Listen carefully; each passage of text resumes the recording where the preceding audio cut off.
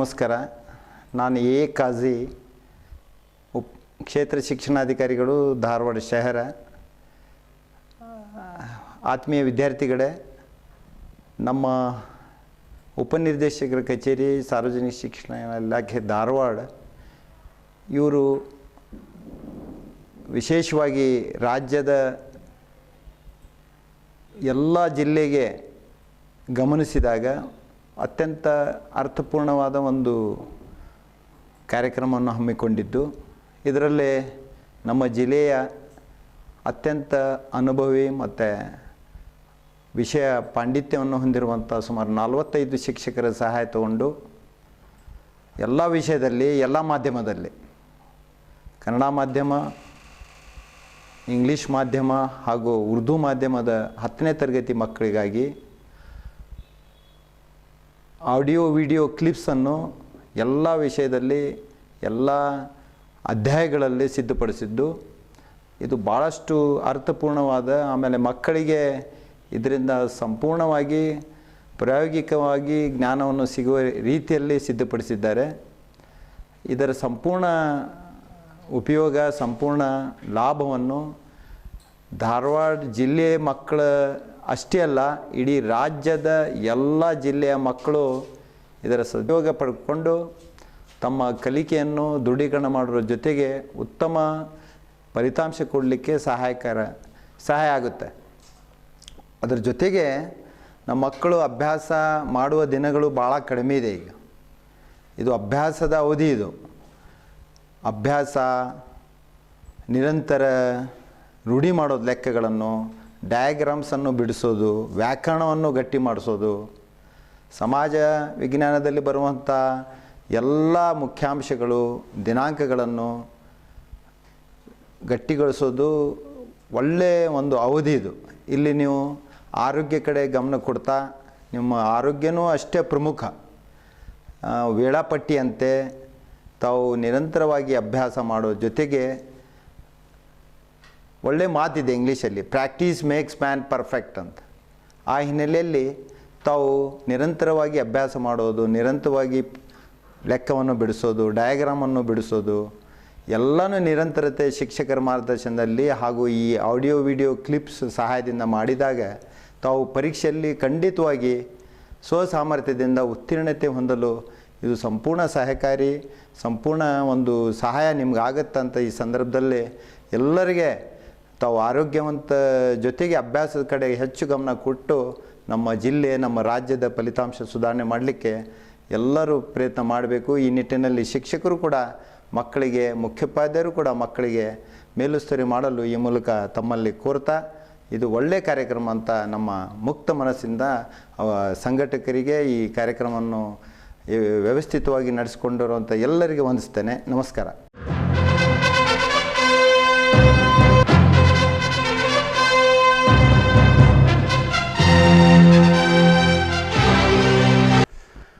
ಸಾರ್ವಜನಿಕ ಶಿಕ್ಷಣ ಇಲಾಖೆ ಧಾರವಾಡ ಇವರ ಸಹಯೋಗದೊಂದಿಗೆ SLC ವಿದ್ಯಾರ್ಥಿಗಳಿಗಾಗಿ ಪರೀಕ್ಷಾ ಮಾರ್ಗದರ್ಶಿ ಕಾರ್ಯಕ್ರಮಕ್ಕೆ ಮಕ್ಕಳೇ ತಮಗೆಲ್ಲ ಹಾರ್ದಿಕ ಸ್ವಾಗತ. ಇಲ್ಲಿ ನಾನು ವೆಂಕಟೇಶ್ ಎನ್ ಭೋವಿ, ಕನ್ನಡ ಭಾಷಾ ಶಿಕ್ಷಕರು, ಸರ್ಕಾರಿ ಉರ್ದು ಪ್ರೌಢಶಾಲೆ ನವಲಗುಂದ್.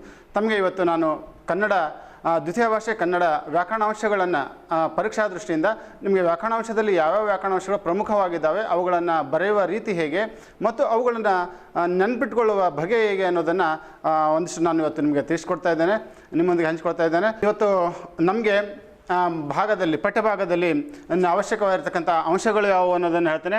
ಸೈದ್ಧಾಂತಿಕ ವ್ಯಾಕರಣ, ಛಂದಸ್ಸು, ಅಲಂಕಾರ ಹಾಗೂ ಪತ್ರ ಮತ್ತು ಪ್ರಬಂಧ ಲೇಖನ ನಿಮ್ಮ ಪಠ್ಯಭಾಗಕ್ಕೆ ಇರ್ತಕ್ಕಂಥ ಮೂಲ ಅಂಶಗಳು. ಇವುಗಳಲ್ಲಿ ಈ ಎಲ್ಲ ಅಂಶಗಳು ಬರ್ತವೆ. ಈ ಎಲ್ಲ ಅಂಶಗಳು ಯಾವ ರೀತಿಯಾಗಿ ನಾವು ರೆಡಿ ಆಗಬೇಕು, ಪ್ರಿಪೇರ್ ಆಗಬೇಕು ಅನ್ನೋದನ್ನು ಮುಂದಿನ ಇದನ್ನು ಹೇಳ್ತೇನೆ. ಪಠ್ಯ ಅಂಕಗಳು ನಿಗದಿಯಾಗಿರ್ತಕ್ಕಂಥ ರೀತಿಯನ್ನು ನಾನು ನಿಮಗೆ ಇಲ್ಲಿ ವಿವರಿಸ್ತೇನೆ. ಮಕ್ಕಳೇ ಇಲ್ಲಿ ಗಮನಿಸಿ ಸ್ವಲ್ಪ. ನಮಗೆ ಈಗ ನಾನು ಸ್ಪಷ್ಟಪಡಿಸ್ತಾ ಇರೋದು ವ್ಯಾಕರಣ ಭಾಗವಾಗಿರೋದರಿಂದಾಗಿ ಇಲ್ಲಿ ವ್ಯಾಕರಣಾಂಶ, ವಾಕ್ಯ ರಚನೆ ಮತ್ತು ಅಪಠಿತ ಗದ್ಯ, ಈ 3 ಅಂಶಗಳನ್ನು ಒಳಗೊಂಡಿದೆ. ಈ ವ್ಯಾಕರಣದಲ್ಲಿ ಬಹುವಾಕ್ಯ ಪ್ರಶ್ನೆಗಳಿದ್ದಾವೆ ಮಕ್ಕಳಲ್ಲಿ. ವಾಕ್ಯ ರಚನೆಯಲ್ಲಿ 3 ಪ್ರಕಾರಗಳಿದ್ದಾವೆ. ಒಂದು ಗಾದೆ ಮಾತು, ಒಂದು ಪ್ರಬಂಧ, ಇನ್ನೊಂದು ಪತ್ರಲೇಖನ ಅಂತ ಹೇಳಿಬಿಟ್ಟು. ಈ ಅಪಠಿತ ಗದ್ಯ ಪ್ರತಿಶತ ಎಷ್ಟಿದೆ ಅಂದರೆ 34 ಇದೆ. ಅದಕ್ಕೆ ಅಂಕ ನಿಗದಿಯಾಗಿರೋದು 27 ಅಂಕಗಳು. 4 ಅಂಕ ಅಪಠಿತ ಗದ್ಯಕ್ಕೆ, 12 ಅಂಕಗಳು ವ್ಯಾಕರಣಾಂಶಗಳಿಗೆ, ಜೊತೆಗೆ ವಾಕ್ಯ ರಚನೆಗೆ 11 ಅಂಕಗಳಿದೆ ಮಕ್ಕಳೇ. ಸ್ವಲ್ಪ ಇದ್ರ ಬಗ್ಗೆ ನಾವು ಗಮನ ಹರಿಸೋಣ. ಮೊದಲು ಕನ್ನಡ ವರ್ಣಮಾಲೆಯಿಂದ ಪ್ರಾರಂಭ ಮಾಡೋಣ. ಇಲ್ಲಿ ವರ್ಣಮಾಲೆ ಮತ್ತು ಸಂಧಿಗಳು ಎಷ್ಟು ಅಂಕ ಇದೆ ಅನ್ನೋದಾದರೆ, ಸಾಮಾನ್ಯವಾಗಿ ಸಂಭವನೀಯ ಅಂಕಗಳು ಎಷ್ಟು ಬರ್ತವೆ ಅನ್ನೋದನ್ನು ನಾನು ಹೇಳ್ತೇನೆ. ಇಲ್ಲಿ 1 ಬರ್ಬೋದು ಅಥವಾ 2 ಅಂಕಗಳು ಕೂಡ ಇಲ್ಲಿ ಕೇಳ್ಬೋದು.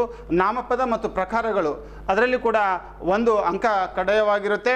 ಜೊತೆಗೆ ಕಾಲ ಮತ್ತು ವಿಭಕ್ತಿಯಲ್ಲಿ 1 ಅಂಕ ಕಡ್ಡಾಯವಾಗಿರುತ್ತೆ. ಅದರಲ್ಲಿ ಸ್ವಲ್ಪ ಬದಲಾವಣೆ ಆದರೆ 2 ಅಂಕಗಳನ್ನು ಕೂಡ ಕೇಳ್ಬೋದು. ಸಮಾಸದಲ್ಲಿ 1 ಅಂಕ ಕಡ್ಡಾಯವಾಗಿರುತ್ತೆ. ಅವ್ಯಯ, ದ್ವಿರುಕ್ತಿ, ಜೋಡು ನುಡಿ, ನುಡಿಗಟ್ಟು, ತತ್ಸಮ ತದ್ಭವ ಮಕ್ಕಳೇ, ಇದು ನಮಗೆ ಭಾಳಷ್ಟು ಮುಖ್ಯವಾಗಿರ್ತಕ್ಕಂಥ ಅಂಶ. ಈ 5 ಅಂಶಗಳಲ್ಲಿ 3 ಅಂಕ ಕಡ್ಡಾಯವಾಗಿರುತ್ತೆ. ಇದರಲ್ಲಿ ದ್ವಿರುಕ್ತಿನಾದರೂ ಕೇಳ್ಬೋದು, ತತ್ಸಮ ತದ್ಭವ ಕಡ್ಡಾಯ, ಅವ್ಯಯ ಕಡ್ಡಾಯ, ಜೊತೆಗೆ ನುಡಿಗಟ್ಟನ್ನು ಕೇಳ್ಬೋದು, ಇಲ್ಲ ಇಲ್ಲಿ ಜೋಡು ನುಡಿನಾದರೂ ಕೇಳ್ಬೋದು. 2ರಲ್ಲಿ 1 ಅಂಕ ನಮಗೆ ಇರುತ್ತೆ. ಮುಂದೆ ಕ್ರಿಯಾಪದ, ಸಾಮಾನ್ಯವಾಗಿ ಕ್ರಿಯಾಪದ ಇಲ್ಲಿ ಕಾಲಗಳಲ್ಲಿ ಬಂದ್ಬಿಡುತ್ತೆ. ಹೀಗಾಗಿ ಬಿಟ್ಟು ಕ್ರಿಯಾಪದವನ್ನು ಭಾಳಷ್ಟು ಮುಖ್ಯವಾಗಿ ನಾವು ಇಲ್ಲಿ ಗಣನೆ ಮಾಡಿಕೊಳ್ಳೋದು ಕಡಿಮೆ ಅನಿಸುತ್ತೆ. ಯಾಕೆಂದರೆ ಕಾಲದಲ್ಲಿ ವಾಕ್ಯವನ್ನು ಕೊಟ್ಬಿಟ್ಟು ಯಾವ ಈ ಕ್ರಿಯಾಪದವನ್ನು ಬದಲಾಯಿಸಿ ಅಂತ ಬಿಟ್ಟು ಕೇಳ್ತಾನೆ ಮಕ್ಕಳೇ. ಛಂದಸ್ಸು 1 ಅಂಕ ಕಡ್ಡಾಯವಾಗಿರುತ್ತೆ. ಜೊತೆಗೆ ಅಲಂಕಾರದಲ್ಲಿ 1 ಅಂಕ ಕಡ್ಡಾಯವಾಗಿರುತ್ತೆ.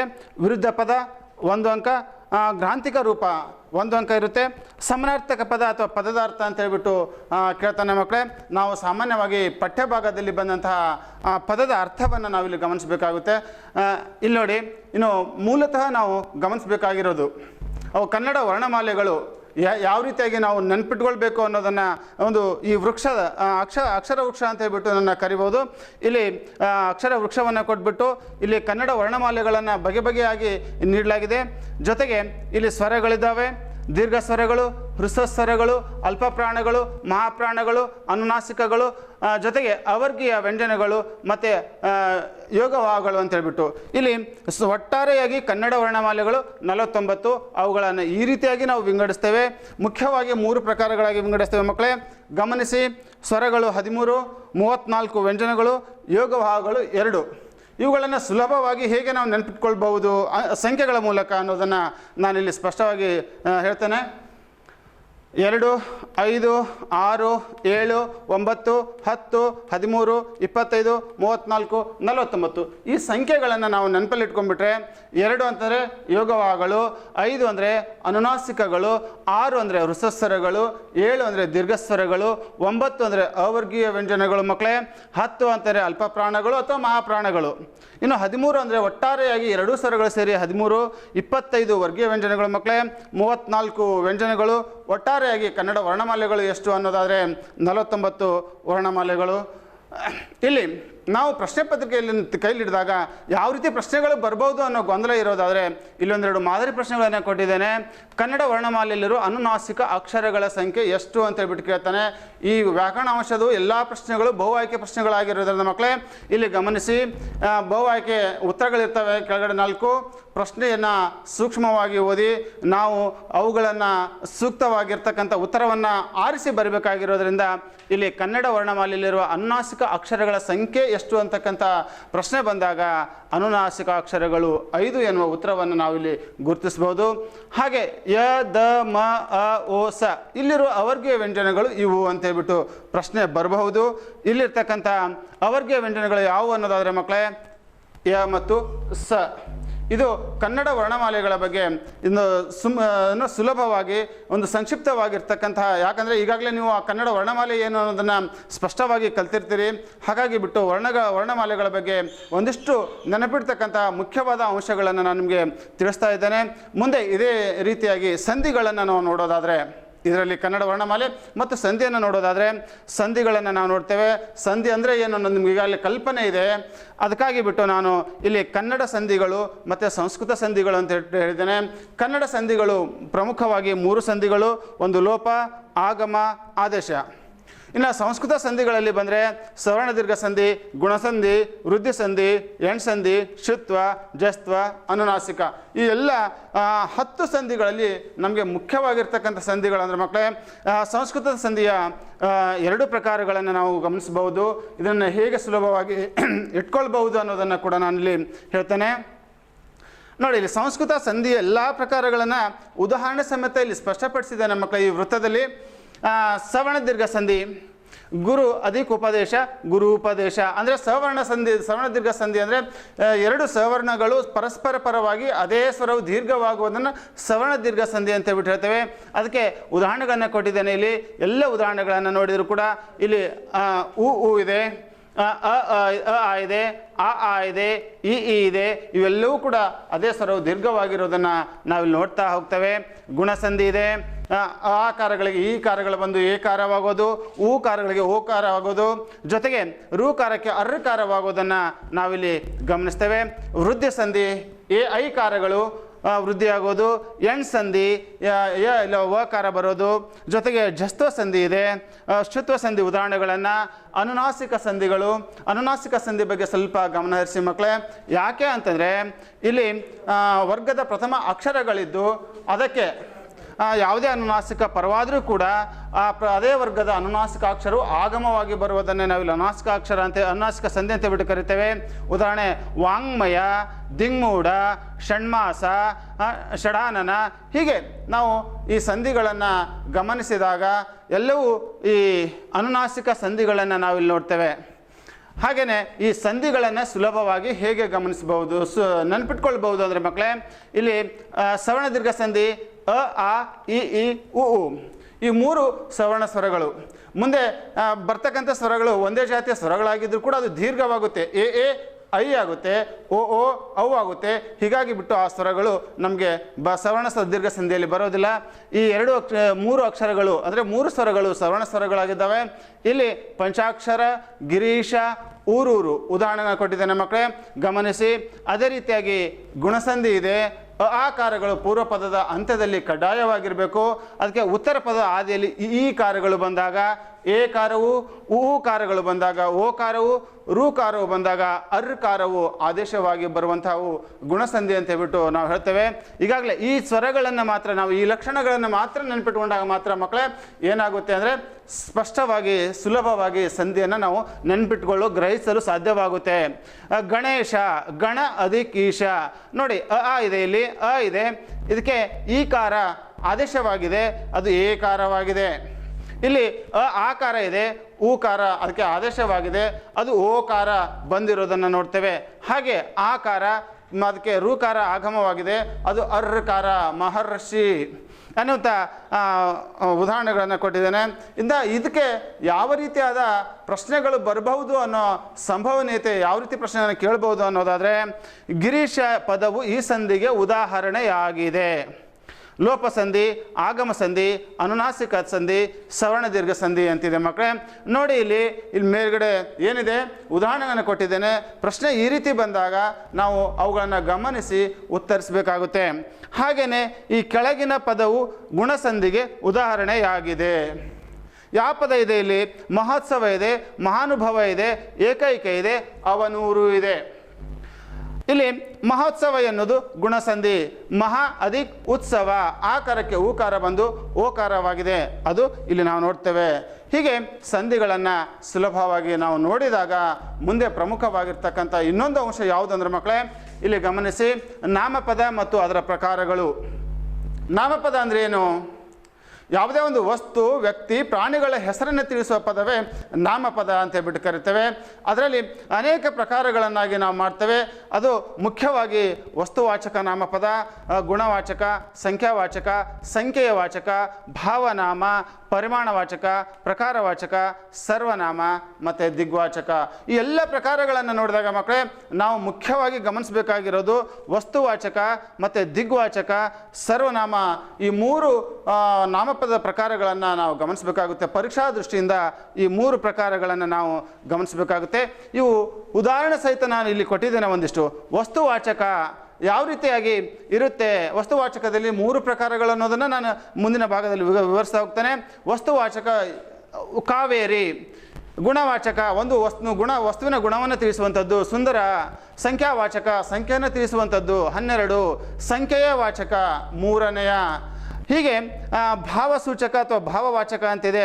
ನಮ್ಮ ಭಾವನೆಯನ್ನು ವ್ಯಕ್ತಪಡಿಸುವಂಥ ಪದಗಳನ್ನು ಭಾವಸೂಚಕ. ಪರಿಮಾಣವಾಚಕ ಅಂದರೆ ಪ್ರಮಾಣವನ್ನು ತಿಳಿಸುವಂಥದ್ದು. ಪ್ರಕಾರವಾಚಕ, ಬೇರೆ ಬೇರೆ ಪ್ರಕಾರಗಳನ್ನು ತಿಳಿಸುವಂಥದ್ದು.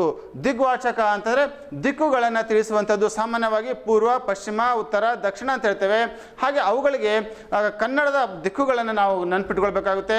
ಮೂಡಣ, ಪಡುವಣ, ತೆಂಕಣ, ಬಡಗಣ ಅಂತ ಹೇಳ್ಬಿಟ್ಟು, ಜೊತೆಗೆ ಈ ದಿಕ್ಕುಗಳ ಹೆಸರು ಅಷ್ಟೇ ಅಲ್ಲದೆ ಆಚೆ, ಈಚೆ, ಮೇಲೆ, ಕೆಳಗೆ ಅಂತಕ್ಕಂಥವುಗಳು ಕೂಡ ಇಲ್ಲಿ ದಿಗ್ವಾಚಕಗಳಾಗಿ ಪದಗಳನ್ನಾಗಿ ಬಳಸ್ಬೋದು. ಸರ್ವನಾಮ ಅಂತಾರೆ ಎಲ್ಲ ನಾಮಪದದ ಬದಲಾಗಿ ಅಲ್ಲಿ ಕರ್ತೃಪದ ಬದಲಾಗಿ ನಾವು ಬಳಸುವಂಥ ಪದವನ್ನು ಅವನು, ಅವರು, ಅದು, ಅವು, ತಾನು, ನಾನು ಎಲ್ಲ ಪದಗಳು ಸರ್ವನಾಮ ಪದಗಳಾಗ್ತವೆ. ಇಲ್ಲಿ ಮುಖ್ಯವಾಗಿರ್ತಕ್ಕಂಥವು ನೋಡಿ ಮಕ್ಕಳೇ, ರೂಢನಾಮ ಅಂದರೆ ಏನು? ಯಾವನ್ನ ರೂಢನಾಮ ಅಂತ ಕರಿಬೇಕು ನಾವು? ಬೆಟ್ಟ, ನದಿ, ನೀರು, ಕಟ್ಟಿಗೆ ಅಂದರೆ ಬಹುಕಾಲದಿಂದ ತಲತಲಾಂತರದಿಂದಲೂ ಬಂದಂತಹ ಪದಗಳನ್ನು ರೂಢನಾಮ ಅಂತ ಹೇಳ್ಬಿಟ್ಟು ಕರಿಬೇಕಾಗುತ್ತೆ. ಅವುಗಳನ್ನು ನಾವು ಬದಲಾಯಿಸಲು ಸಾಧ್ಯವೇ ಇಲ್ಲದಂತಹ ವಸ್ತುಗಳು. ಇವಾಗ ನಾವು ಅವುಗಳನ್ನು ಉದಾಹರಣೆಗೆ ಕೊಟ್ಟಿದ್ದೇನೆ ಇಲ್ಲಿ, ಬೆಟ್ಟ, ನದಿ, ನೀರು, ಕಟ್ಟಿಗೆ ಅಂತ ಹೇಳ್ಬಿಟ್ಟು. ಅದೇ ರೀತಿಯಾಗಿ ಅಂಕಿತ ನಾಮ ಅಂದರೆ ಯಾವುವು? ನಾವು ಇಟ್ಟಂಥ ಹೆಸರುಗಳಿಗೆ ಅಂಕಿತ ನಾಮ ಅಂತ ಹೇಳ್ಬಿಟ್ಟು ಹೇಳ್ತೇವೆ ಮಕ್ಕಳೇ. ಇಲ್ಲಿ ಉದಾಹರಣೆಗೆ ಕಾವೇರಿ, ದೇಹಲಿ, ಅಪೇಕ್ಷಾ, ಆದರ್ಶ ಇತ್ಯಾದಿಗಳು ಸಾಕಷ್ಟು ನಮ್ಮ ಹೆಸರುಗಳು, ನಮ್ಗೆ ಇಟ್ಟಂಥ ಹೆಸರುಗಳನ್ನು, ನಮ್ಮನ್ನು ಗುರುತಿಸುವುದಕ್ಕಾಗಿ ಇಟ್ಟಂಥ ಹೆಸರುಗಳೆಲ್ಲವೂ ಅಂಕಿತ ನಾಮಗಳಾಗ್ತವೆ. ಅದೇ ರೀತಿಯಾಗಿ ಅನ್ವರ್ಥಕ ನಾಮಗಳು ಯಾವುವು ಅನ್ನೋದಾದರೆ ಮಕ್ಕಳೇ, ವೃತ್ತಿಯಿಂದ, ಕೆಲಸದಿಂದ, ದೈಹಿಕ ನ್ಯೂನತೆಗಳಿಂದಾಗಿ ಬರುವಂತಹ ಹೆಸರುಗಳು ಅನ್ವರ್ಥಕ ನಾಮಗಳು. ಕಮ್ಮಾರ ಇರ್ಬೋದು, ಕುಂಬಾರ ಇರ್ಬೋದು, ವಕೀಲ ಇರ್ಬೋದು, ವೈದ್ಯ ಇರ್ಬೋದು, ಶಿಕ್ಷಕ ಇರ್ಬೋದು. ಜೊತೆಗೆ ದೈಹಿಕ ನ್ಯೂನತೆಯಿಂದ ಕೂಡಿರ್ತಕ್ಕಂಥದ್ದು ಕುಂಟ, ಕುರುಡ, ಕಿವುಡ, ಕರಿಯ, ಬಿಳಿಯ ಇವೆಲ್ಲ ಪದಗಳನ್ನು ನಾವು ಅನ್ವರ್ಥಕವಾಗಿ ಬಳಸ್ಬೋದು ಮಕ್ಕಳೇ. ಹಾಗೆ ದಿಗ್ವಾಚಕ ಪದಗಳು ಯಾವುವು ಅನ್ನೋದಾದರೆ ಇಲ್ಲಿ ಕೊಟ್ಟಿದ್ದೇನೆ, ಈಗಾಗಲೇ ಹೇಳಿದಂತೆ ಮೂಡಣ, ಪಡುವಣ, ಬಡಗಣ, ತೆಂಕಣ, ಪೂರ್ವ, ಪಶ್ಚಿಮ, ಉತ್ತರ, ದಕ್ಷಿಣ ಮುಂತಾದ ಪದಗಳನ್ನು ನಾವು ದಿಗ್ವಾಚಕ ಅಂತ ಹೇಳ್ಬಿಟ್ಟು ಕರಿತೇವೆ. ಸರ್ವನಾಮ ಇದರಲ್ಲಿ ಇನ್ನೊಂದು ಪ್ರಮುಖವಾಗಿರ್ತಕ್ಕಂಥ ಪರೀಕ್ಷಾ ದೃಷ್ಟಿಯಿಂದ ಗಮನಿಸಬೇಕಾಗಿರೋದು ನಾವು ಮಕ್ಕಳೇ, ನಾನು, ನಾವು, ಅವರು, ಆಕೆ, ತಾವು, ತಮ್ಮ, ತನ್ನ, ತಮಗೆ ಮುಂತಾದ ಪದಗಳು ಇವು ಸರ್ವನಾಮ ಪದಗಳಾಗಿದ್ದಾವೆ. ಈ ಎಲ್ಲ ಅಂಶಗಳನ್ನು ನೋಡಿದಾಗ ಯಾವ ರೀತಿಯಾಗಿರ್ತಕ್ಕಂಥ ಪ್ರಶ್ನೆಗಳನ್ನು ನಾವು ಊಹೆ ಮಾಡ್ಬೋದು, ಯಾವ ರೀತಿ ಬರ್ಬೋದು ಪ್ರಶ್ನೆಗಳು ಅನ್ನೋದಾದರೆ, ಗಿಡ, ಮರ, ಬೆಟ್ಟ ಇವು ಈ ನಾಮವಾಚಕಗಳಿಗೆ ಉದಾಹರಣೆಯಾಗಿವೆ. ಮಕ್ಕಳೇ, ಈಗಾಗಲೇ ನಾನು ಸ್ಪಷ್ಟಪಡಿಸಿದ್ದೇನೆ, ಎಲ್ಲವನ್ನ ವಿವರಿಸ್ತಾ ಹೋಗಿದ್ದೇನೆ. ನಾನು ಈ ವ್ಯಾಕರಣಾಂಶಗಳೆಲ್ಲವೂ ಬಹು ಆಯ್ಕೆ ಪ್ರಶ್ನೆಗಳಾಗಿರೋದ್ರಿಂದ ಇಲ್ಲಿ ಆಯ್ಕೆಗಳು ನಮಗೆ ಕೊಟ್ಟಿರ್ತಾರೆ. ಇಲ್ಲಿ ಇವು ಯಾವ ನಾಮವಾಚಕಗಳಿಗೆ ಉದಾಹರಣೆಯಾಗಿವೆ ಅನ್ನೋದಾದರೆ ಕೆಳಗಡೆ ಏನಿರ್ತವೆ ಅಂದರೆ ಆಯ್ಕೆಗಳಿರ್ತವೆ. ಅಂಕಿತನಾಮ, ರೂಢನಾಮ, ಅನ್ವರ್ಥಕ ನಾಮ ಮತ್ತು ದಿಗ್ವಾಚಕ ಅಂತ ಹೇಳ್ಬಿಟ್ಟು ಸೂಕ್ಷ್ಮವಾಗಿ ನಾವು ಉತ್ತರಗಳನ್ನು ಗಮನಿಸಬೇಕಾಗುತ್ತೆ. ಗಮನಿಸಿ ಉತ್ತರವನ್ನು ನೀಡಬೇಕಾಗುತ್ತೆ. ಈ ಪ್ರಶ್ನೆಗೆ ಉತ್ತರ ಯಾವುದು ಅನ್ನೋದಾದರೆ ರೂಢನಾಮ ಮಕ್ಕಳೇ. ಹಾಗೆಯೇ ಇನ್ನೊಂದು ಪ್ರಶ್ನೆಯನ್ನು ಮಾದರಿಯಾಗಿರ್ತಕ್ಕಂಥ ಸಂಭವನೀಯ ಪ್ರಶ್ನೆಗಳನ್ನು ನೋಡೋದಾದರೆ, ಬಡಗಣ ಪದವು ಈ ನಾಮಪದಕ್ಕೆ ಉದಾಹರಣೆಯಾಗಿದೆ. ಬಡಗಣ ಅಂತ ಈಗಾಗಲೇ ಹೇಳಿದ್ದೇನೆ ಮಕ್ಕಳೇ, ಇದು ಒಂದು ದಿಕ್ಕನ್ನು ಸೂಚಿಸುವ ಪದವಾಗಿರೋದ್ರಿಂದ ಇಲ್ಲಿ ಡಿ ಎನ್ನುವ ಉತ್ತರ ಇದೆ. ದಿಗ್ವಾಚಕ ಅನ್ನೋದು ಇದು ನಾಮಪದ ಮತ್ತು ಅದರ ಪ್ರಕಾರಗಳ ಬಗ್ಗೆ ನಾವು ಇಲ್ಲಿವರೆಗೂ ನೋಡಿದ್ದಾಯಿತು. ಇನ್ನೊಂದು ಪ್ರಮುಖವಾಗಿರ್ತಕ್ಕಂಥ ಅಂಶ ಕಾಲಗಳು ಮತ್ತು ವಿಭಕ್ತಿಗಳು ಅಂತ ಹೇಳ್ಬಿಟ್ಟು ಮಕ್ಕಳೇ. ಇಲ್ಲಿ ಕಾಲಗಳು ಅಂತಂದಾಗ ಈ ಕಾಲಗಳಲ್ಲಿನೇ ಕ್ರಿಯಾಪದವನ್ನು ಕೂಡಿಕೊಂಡಿದೆ. ಹಾಗಾಗಿ ಅದಕ್ಕಾಗಿ ಪ್ರತ್ಯೇಕವಾಗಿರ್ತಕ್ಕಂಥದ್ದನ್ನು ಸ್ಪಷ್ಟಪಡಿಸಿಲ್ಲ. ಕಾಲಗಳು ಮತ್ತು ವಿಭಕ್ತಿ ಪ್ರತ್ಯಯಗಳು. ಕಾಲಗಳು ಮಕ್ಕಳೇ ಸಾಮಾನ್ಯವಾಗಿ ವರ್ತಮಾನ ಕಾಲ, ಭೂತಕಾಲ, ಭವಿಷ್ಯತ್ಕಾಲ. ವರ್ತಮಾನ ಕಾಲವನ್ನು ನಾವು ಆ ಕಾಲಸೂಚಕ ಪ್ರತ್ಯಯನ ಕೂಡ ನಾವು ಹೇಳ್ತೇವೆ. ಉತ್ತ ಎನ್ನುವುದು ವರ್ತಮಾನ ಕಾಲದ ಕಾಲಸೂಚಕ ಪ್ರತ್ಯಯ, ಭೂತಕಾಲದ ಕಾಲಸೂಚಕ ಪ್ರತ್ಯಯ ದ ಅನ್ನುವುದು, ಇನ್ನು ಭವಿಷ್ಯತ್ ಕಾಲದ ಕಾಲಸೂಚಕ ಪ್ರತ್ಯಯ ವ ಇಲ್ಲವೇ ಉವ ಅಂತಕ್ಕಂಥ ಕಾಲಸೂಚಕ ಪ್ರತ್ಯಯ ಇದೆ ಮಕ್ಕಳೇ. ಇಲ್ಲಿ ಒಂದಿಷ್ಟು ಉದಾಹರಣೆಗಳನ್ನು ನಾನು ಕೊಟ್ಟಿದ್ದೇನೆ ವರ್ತಮಾನ ಕಾಲಕ್ಕೆ. ಬರೆಯುತ್ತಾನೆ, ಓದುತ್ತಾನೆ, ಕೇಳುತ್ತಾನೆ. ವರ್ತಮಾನ ಕಾಲ ಅಂದರೆ ಇಲ್ಲಿ ಬರೆ ಅಧಿಕ್ ಉತ್ತ ಅಧಿಕ್ ಆನೆ, ಇದು ಬರೆಯುತ್ತಾನೆ. ಉತ್ತ ಅಂತಕ್ಕಂಥ ವರ್ತಮಾನ ಕಾಲವನ್ನು ಸೂಚಿಸುವ ಕಾಲಸೂಚಕ ಪ್ರತ್ಯಯ ಮಕ್ಕಳೇ. ಓದುತ್ತಾನೆ ಹಾಗೂ ಕೇಳುತ್ತಾನೆ ಅಂತಕ್ಕಂಥದ್ದು ಕೂಡ. ಅದೇ ರೀತಿಯಾಗಿ ಭೂತಕಾಲದ ಉದಾಹರಣೆಗಳು ಕೂಡ ಇಲ್ಲಿ ನೀಡಿದ್ದೇನೆ. ಬರೆದನು, ಓದಿದನು, ಕೇಳಿದನು ಎನ್ನುವ ಪದಗಳು. ಇಲ್ಲಿ ಬರೆ ಅಧಿಕ್ ದ ಅಧಿಕ್ ಅನು, ಒಂದು ಕ್ರಿಯಾಪದ, ಕಾಲಸೂಚಕ ಪ್ರತ್ಯಯ ಮತ್ತು ಅಖ್ಯಾತ ಪ್ರತ್ಯಯ ಮೂರು ಕೂಡಿಕೊಂಡು ಒಂದು ಕ್ರಿಯಾಪದವಾಗಿರುತ್ತೆ. ಇಲ್ಲಿ ಕಾಲಸೂಚಕ ಪ್ರತ್ಯಯ ದ ಎನ್ನುವುದು ಒಂದು ಕಾಲಸೂಚಕ ಪ್ರತ್ಯಯವಾಗಿರೋದ್ರಿಂದ ಮಕ್ಕಳೇ ಇದು ಭೂತಕಾಲದ ಸೂಚಿಸುವಂಥದ್ದು. ಇನ್ನು ಭವಿಷ್ಯತ್ ಕಾಲಕ್ಕೆ ಹೋದರೆ ಬರೆಯುವನು, ಓದುವನು, ಕೇಳುವನು ಅಂದರೆ ಮುಂದೆ ನಡೆಯಬಹುದಾದಂಥ ಸಂಭವನೀಯತೆಯನ್ನು ಹೇಳುವಂಥ ಕಾಲ ಇದಾಗಿರೋದ್ರಿಂದ ಇಲ್ಲಿ ವ ಇಲ್ಲವೇ ಉವ ಎನ್ನುವ ಕಾಲಸೂಚಕ ಪ್ರತ್ಯಯವನ್ನು ನಾವು ನೋಡ್ತೇವೆ. ಹಾಗಾಗಿ ಬಿಟ್ಟು ಈ ಕಾಲಗಳನ್ನು ಇಲ್ಲಿ ಸ್ಪಷ್ಟವಾಗಿ ನಾವು ತಿಳಿದುಕೊಳ್ಬೇಕಾಗುತ್ತೆ. ಅದೇ ರೀತಿ ಕ್ರಿಯಾಪದಗಳನ್ನು ನಾವು ಇಲ್ಲಿ ಸ್ಪಷ್ಟ ಮಾಡಿಕೊಳ್ಬೇಕಾಗುತ್ತೆ. ಇದೆಲ್ಲವನ್ನು ನಮಗೆ ಅತ್ಯಂತ ಮುಖ್ಯವಾಗಿರ್ತಕ್ಕಂಥದ್ದು. ಇಲ್ಲಿ ಒಂದು ಪ್ರಶ್ನೆ ನಮಗೆ ಬರುವ ಸಾಧ್ಯತೆಗಳು ಭಾಳಷ್ಟಿದ್ದಾವೆ ಮಕ್ಕಳೇ. ಇನ್ನು ವಿಭಕ್ತಿ ಪ್ರತ್ಯಯಗಳು ಇದು ಪರೀಕ್ಷಾ ದೃಷ್ಟಿಯಿಂದ ಅತ್ಯಂತ ಮುಖ್ಯವಾಗಿರ್ತಕ್ಕಂಥದ್ದು ಮಕ್ಕಳೇ. ಇಲ್ಲಿ ವಿಭಕ್ತಿ ಪ್ರತ್ಯಯಗಳು ಪ್ರಥಮ, ದ್ವಿತೀಯ, ತೃತೀಯ, ಚತುರ್ಥಿ, ಪಂಚಮಿ, ಷಷ್ಠಿ, ಸಪ್ತಮಿ ಇಲ್ಲಿ ಏನಿದಾವೆ ಅಂದರೆ 7 ವಿಭಕ್ತಿಗಳನ್ನು ಕೊಟ್ಟಿದ್ದೇನೆ, ಅದರ ಪ್ರತ್ಯಯಗಳನ್ನು ಕೊಟ್ಟಿದ್ದೇನೆ. ಅದೆಲ್ಲದಕ್ಕೂ ಒಂದೊಂದು ಉದಾಹರಣೆಗಳನ್ನು ಕೊಡ್ತಾ ಬಂದಿದ್ದೇನೆ ಮಕ್ಕಳೇ, ಗಮನಿಸಿ. ಇಲ್ಲಿ ಪ್ರಥಮ ಎನ್ನುವ ವಿಭಕ್ತಿ, ಅದರ ಪ್ರತ್ಯಯ ಯಾವುದು ಅನ್ನೋದರೆ ಉ. ಇದನ್ನು ಹೇಗೆ ಬಳಸ್ಬೋದು ನಾವು ಅನ್ನೋದಕ್ಕೆ ರಾಮನು, ಇದು ಒಂದು ಉದಾಹರಣೆ. ಅದೇ ರೀತಿಯಾಗಿ ದ್ವಿತೀಯ, ಇದರ ವಿಭಕ್ತಿ ಪ್ರತ್ಯಯ ಏನು? ಅನ್ನು ಎನ್ನುವ ವಿಭಕ್ತಿ ಪ್ರತ್ಯಯ. ಇದನ್ನು ಉದಾಹರಣೆಯಾಗಿ ರಾಮನನ್ನು, ಇಲ್ಲಿ ಉದಾಹರಣೆಗೆ ರಾಮ ಎನ್ನುವ ಒಂದೇ ಪದವನ್ನು ತೆಗೆದುಕೊಂಡ್ಬಿಟ್ಟು ಎಲ್ಲವನ್ನ ಬಳಸಿದ್ದೇನೆ, ಎಲ್ಲ ವಿಭಕ್ತಿ ಪ್ರತ್ಯಯಗಳನ್ನು ಬಳಸಿಬಿಟ್ಟು ಇಲ್ಲಿ ಕೊಟ್ಟಿದ್ದೇನೆ. ಇದರಲ್ಲಿ ಮುಖ್ಯವಾಗಿರ್ತಕ್ಕಂಥದ್ದು ಮಕ್ಕಳೇ ನಮಗೆ ವಿಭಕ್ತಿ ಪ್ರತ್ಯಯ ದ್ವಿತೀಯ ಜೊತೆಗೆ ಚತುರ್ಥಿ ಮತ್ತು ಸಪ್ತಮಿ ವಿಭಕ್ತಿಯನ್ನು ಹೆಚ್ಚು ಗಮನದಲ್ಲಿಟ್ಕೊಂಡ್ಬಿಟ್ಟು ನಾವು ಈ ಪರೀಕ್ಷಾ ದೃಷ್ಟಿಯಿಂದ ಸ್ವಲ್ಪ ಗಮನದಲ್ಲಿಟ್ಕೊಂಡ್ಬಿಟ್ಟು ಅವುಗಳನ್ನು ನೆನಪಿಟ್ಕೊಳ್ಬೇಕಾಗುತ್ತೆ. ಹಾಗೆಯೇ ಇಲ್ಲಿ ಬರಬಹುದಾದಂಥ ಸಂಭವನೀಯ ಪ್ರಶ್ನೆಗಳು ಯಾವುವು ಅನ್ನೋದನ್ನು, ಯಾವ ರೀತಿ ಇರಬಹುದು ಅನ್ನೋದನ್ನು ಹೇಳ್ತಾನೆ ಮಕ್ಕಳೇ. ಸಲೀಮನು ಶಾಲೆಗೆ ಹೋದನು ವಾಕ್ಯವು ಈ ಕಾಲದಲ್ಲಿದೆ. ಇದು ನೋಡಿ, ವರ್ತಮಾನ ಕಾಲ, ಭೂತಕಾಲ, ಭವಿಷ್ಯತ್ ಕಾಲ, ನಿಷೇಧಾರ್ಥಕ. ಇಲ್ಲಿ ಕಾಲ ಮತ್ತು ವಿಭಕ್ತಿಗಳು ಕೂಡಿಕೊಂಡಿರೋದ್ರಿಂದ ಮಕ್ಕಳೇ ಇಲ್ಲಿ ಕಾಲದ ಬಗ್ಗೆ ಒಂದು ಪ್ರಶ್ನೆಯನ್ನು ನಾನು ಕೊಟ್ಟಿದ್ದೇನೆ. ಹೋದನು ಈಗಾಗಲೇ ಹೇಳಿದ್ದೇನೆ, ಭೂತಕಾಲವನ್ನು ಸೂಚಿಸುವ ಕಾಲಸೂಚಕ ಪ್ರತ್ಯಯ ದ ಆಗಿರೋದ್ರಿಂದ ಇದು ಸ್ಪಷ್ಟವಾಗಿ ಭೂತಕಾಲ ಇದರ ಉತ್ತರ ಅಂತಕ್ಕಂಥದ್ದನ್ನು ಗಮನಿಸಬೇಕಾಗುತ್ತೆ. ಪುಸ್ತಕದಲ್ಲಿ ಈ ಪದದ ವಿಭಕ್ತಿ. ಪ್ರಶ್ನೆಗಳು ಹೀಗೆ ಬರ್ತವೆ ಮಕ್ಕಳೇ. ಪ್ರಶ್ನೆಗಳು ಪುಸ್ತಕದಲ್ಲಿ ಈ ಪದದ ವಿಭಕ್ತಿ ಜೊತೆಗೆ ಇಲ್ಲಿ ಷಷ್ಠಿ ಅಂತೇಳಿ ಕೊಟ್ಬಿಟ್ಟು ಇದರ ಪ್ರತ್ಯಯ ಅಂತ ಹೇಳ್ಬಿಟ್ಟು ಕೊಡ್ಬೋದು. ಪ್ರಶ್ನೆಗಳು ಯಾವುದೇ ರೀತಿಯಾಗಿ ಬರುವಂಥ ಸಾಧ್ಯತೆಗಳಿರ್ತವೆ. ಹಾಗಾಗಿ ಬಿಟ್ಟು ನಾವು ಏನು ಮಾಡಬೇಕಾಗುತ್ತೆ ಅಂತಂದರೆ ಇಲ್ಲಿ ಈ ಪ್ರಶ್ನೆಗಳನ್ನು ಗಮನಿಸಿ. ಇದು ವಿಭಕ್ತಿ ಪ್ರತ್ಯಯ ಮತ್ತು ಕಾಲಗಳಿಗೆ ಸಂಬಂಧಪಟ್ಟಂಥದ್ದು. ಇನ್ನು ಪ್ರಮುಖವಾಗಿರ್ತಕ್ಕಂಥ ಒಂದು ಅಂಶ ಅನ್ನೋದನ್ನು ಗಮನಿಸೋದಾದರೆ ಸಮಾಸಗಳ ಬಗ್ಗೆ ನಾವು ನೋಡೋಣ. ಸಮಾಸವನ್ನು ನೋಡೋಣ. ಇಲ್ಲಿ ಉದಾಹರಣೆ ಸಹಿತ ಸಮಾಸಗಳನ್ನು ಸ್ಪಷ್ಟಪಡಿಸಿದ್ದೇನೆ ಮಕ್ಕಳೇ. ಇಲ್ಲಿ ಸಮಾಸ ಮತ್ತು ಅದರ ಪ್ರಕಾರಗಳು ಏನು ಅನ್ನೋದನ್ನು ನೋಡಿ.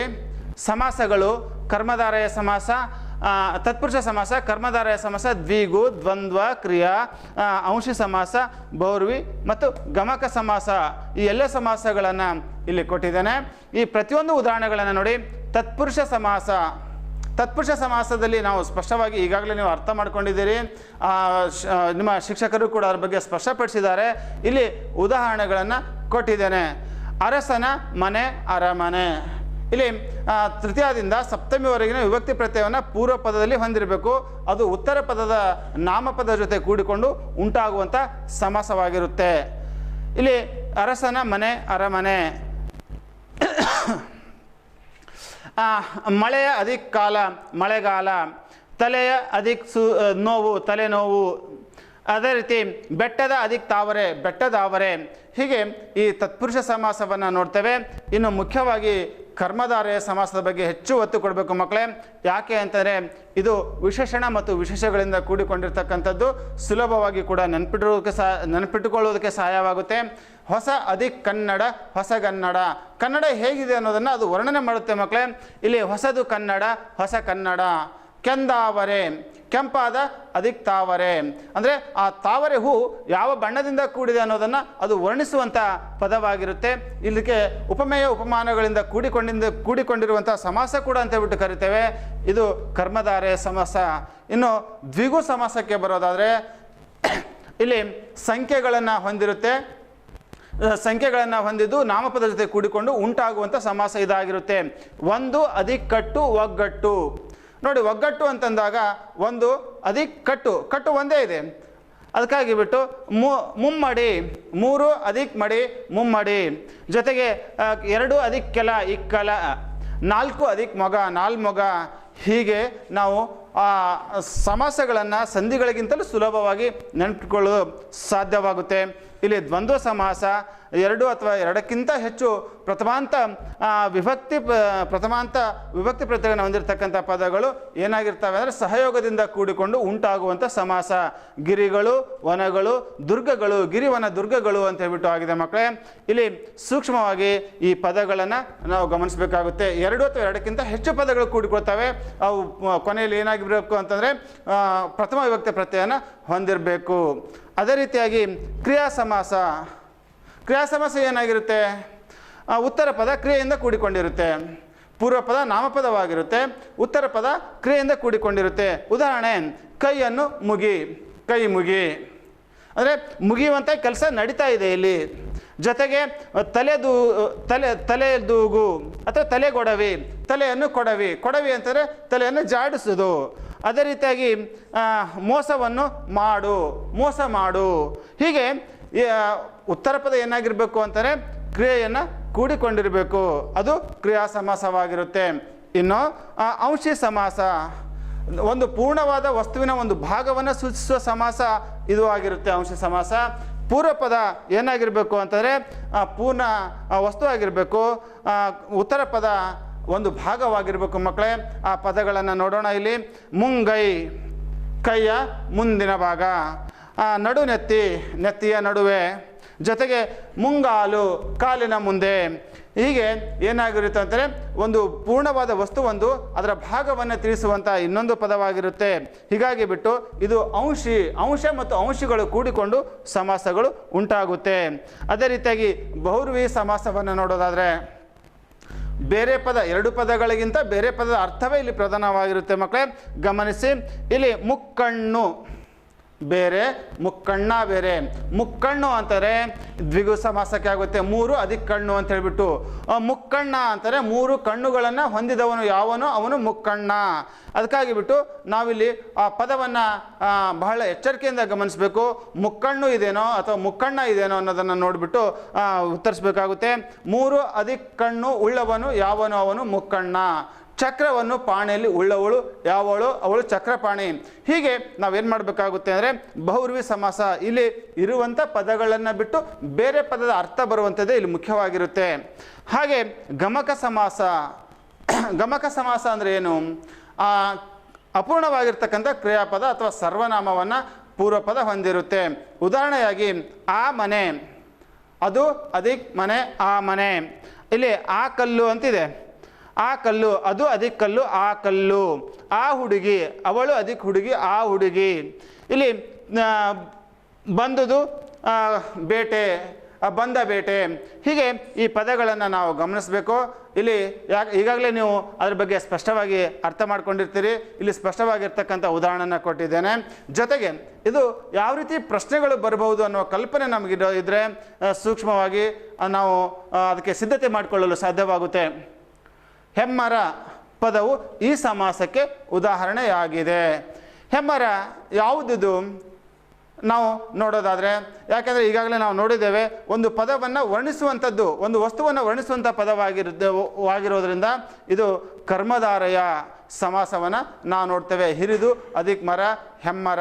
ಹಿರಿದು ಅಧಿಕ್ ಬಾಗಿಲು, ಹೆಬ್ಬಾಗಿಲು. ಇನ್ನು ದ್ವಿಗು ಸಮಾಸಕ್ಕೆ ಈ ಪದವು ಉದಾಹರಣೆಯಾಗಿದೆ. ದ್ವಿಗು ಅಂತಂದಾಗ ಇಲ್ಲಿ ನೋಡಿ, ಪೂರ್ವ ಪದ ಸಂಖ್ಯಾವಾಚಕದಿಂದ ಆಗಿರಬೇಕು ಅಂತ ಈಗಾಗಲೇ ಹೇಳಿದೆ ನಮ್ಮ ಮಕ್ಕಳೇ. ಇಲ್ಲಿ ಯಾವುದಿದೆ ಪೂರ್ವ ಪದ ಸಂಖ್ಯಾವಾಚಕ? 2 ಅಧಿಕ್ ಭಾಗ, ಇಬ್ಬಾಗ. ಈ ಪದ ಈ ಸಂಖ್ಯೆಯನ್ನು ಹೊಂದಿರೋದ್ರಿಂದ ಇದಕ್ಕೆ ಉತ್ತರವಾಗುತ್ತೆ. ಇನ್ನು ಮುಂದೆ ನಾವು ನೋಡೋದಾದರೆ ಅವ್ಯಯ, ದ್ವಿರುಕ್ತಿ, ಜೋಡು ನುಡಿ ಮತ್ತು ನುಡಿಗಟ್ಟು, ತತ್ಸಮ ತದ್ಭವ ಮಕ್ಕಳೇ. ಇಲ್ಲಿ ಮುಖ್ಯವಾಗಿ ಈ 5 ಅಂಶಗಳ ಬಗ್ಗೆ ಹೆಚ್ಚು ಒತ್ತು ಕೊಡಬೇಕಾಗುತ್ತೆ. ಏಕೆ ಅಂತಂದರೆ ಇಲ್ಲಿ 3 ಅಂಕಗಳು ಕಡ್ಡಾಯವಾಗಿ ನಮಗೆ ಬರ್ತವೆ ಅನ್ನೋ ಒಂದು ಸಂಭವನೀಯತೆ ನಮಗಿರೋದ್ರಿಂದ ಮೊದಲು ಅವ್ಯಯ, ದ್ವಿರುಕ್ತಿ ಮತ್ತು ಜೋಡು ನುಡಿ ನೋಡೋಣ. ಇಲ್ಲಿ ಅವ್ಯಯದ ಪ್ರಕಾರಗಳು ಯಾವುವು? ಸಾಮಾನ್ಯವಯ, ಅನುಕರಣಾವ್ಯಯ, ಭಾವಸೂಚಕಾವ್ಯಯ, ಕ್ರಿಯಾವಾಚಕವ್ಯಯ, ಕೃದಂತಾವ್ಯಯ, ಸಂಭಾವನಾರ್ಥಕವ್ಯಯ, ಜೊತೆಗೆ ಅವಧಾರಣಾರ್ಥಕವ್ಯಯ, ತದ್ದಿತಾಂತಾವ್ಯಯ. ಇವು ಯಾವ ರೀತಿ ಇರ್ಬೋದು ಇವು ಯಾವ ರೀತಿ ಬರ್ಬೋದು ಪದಗಳು ಅನ್ನೋದನ್ನು ಹೇಳ್ತಾನೆ. ಸಾಮಾನ್ಯ ಅವ್ಯಯ ಅಂತಂದರೆ ನಾವು ಒಂದು ವಸ್ತುವನ್ನು ಹೇಳಬೇಕಾದಾಗ ಅದರ ಗುಣವನ್ನು ವರ್ಣನೆ ಮಾಡ್ತಕ್ಕಂಥದ್ದು, ಆ ವಸ್ತು ಚೆನ್ನಾಗಿದೆಯೋ ಹೇಗಿದೆಯೋ ಅನ್ನೋದನ್ನು ಅದರ ಗುಣವನ್ನು ತಿಳಿಸುವಂಥದ್ದು ಸಾಮಾನ್ಯ ಅವ್ಯಯಗಳು. ಉದಾಹರಣೆಗಳನ್ನು ಹೇಳ್ತಾನೆ ಮಕ್ಕಳಲ್ಲಿ.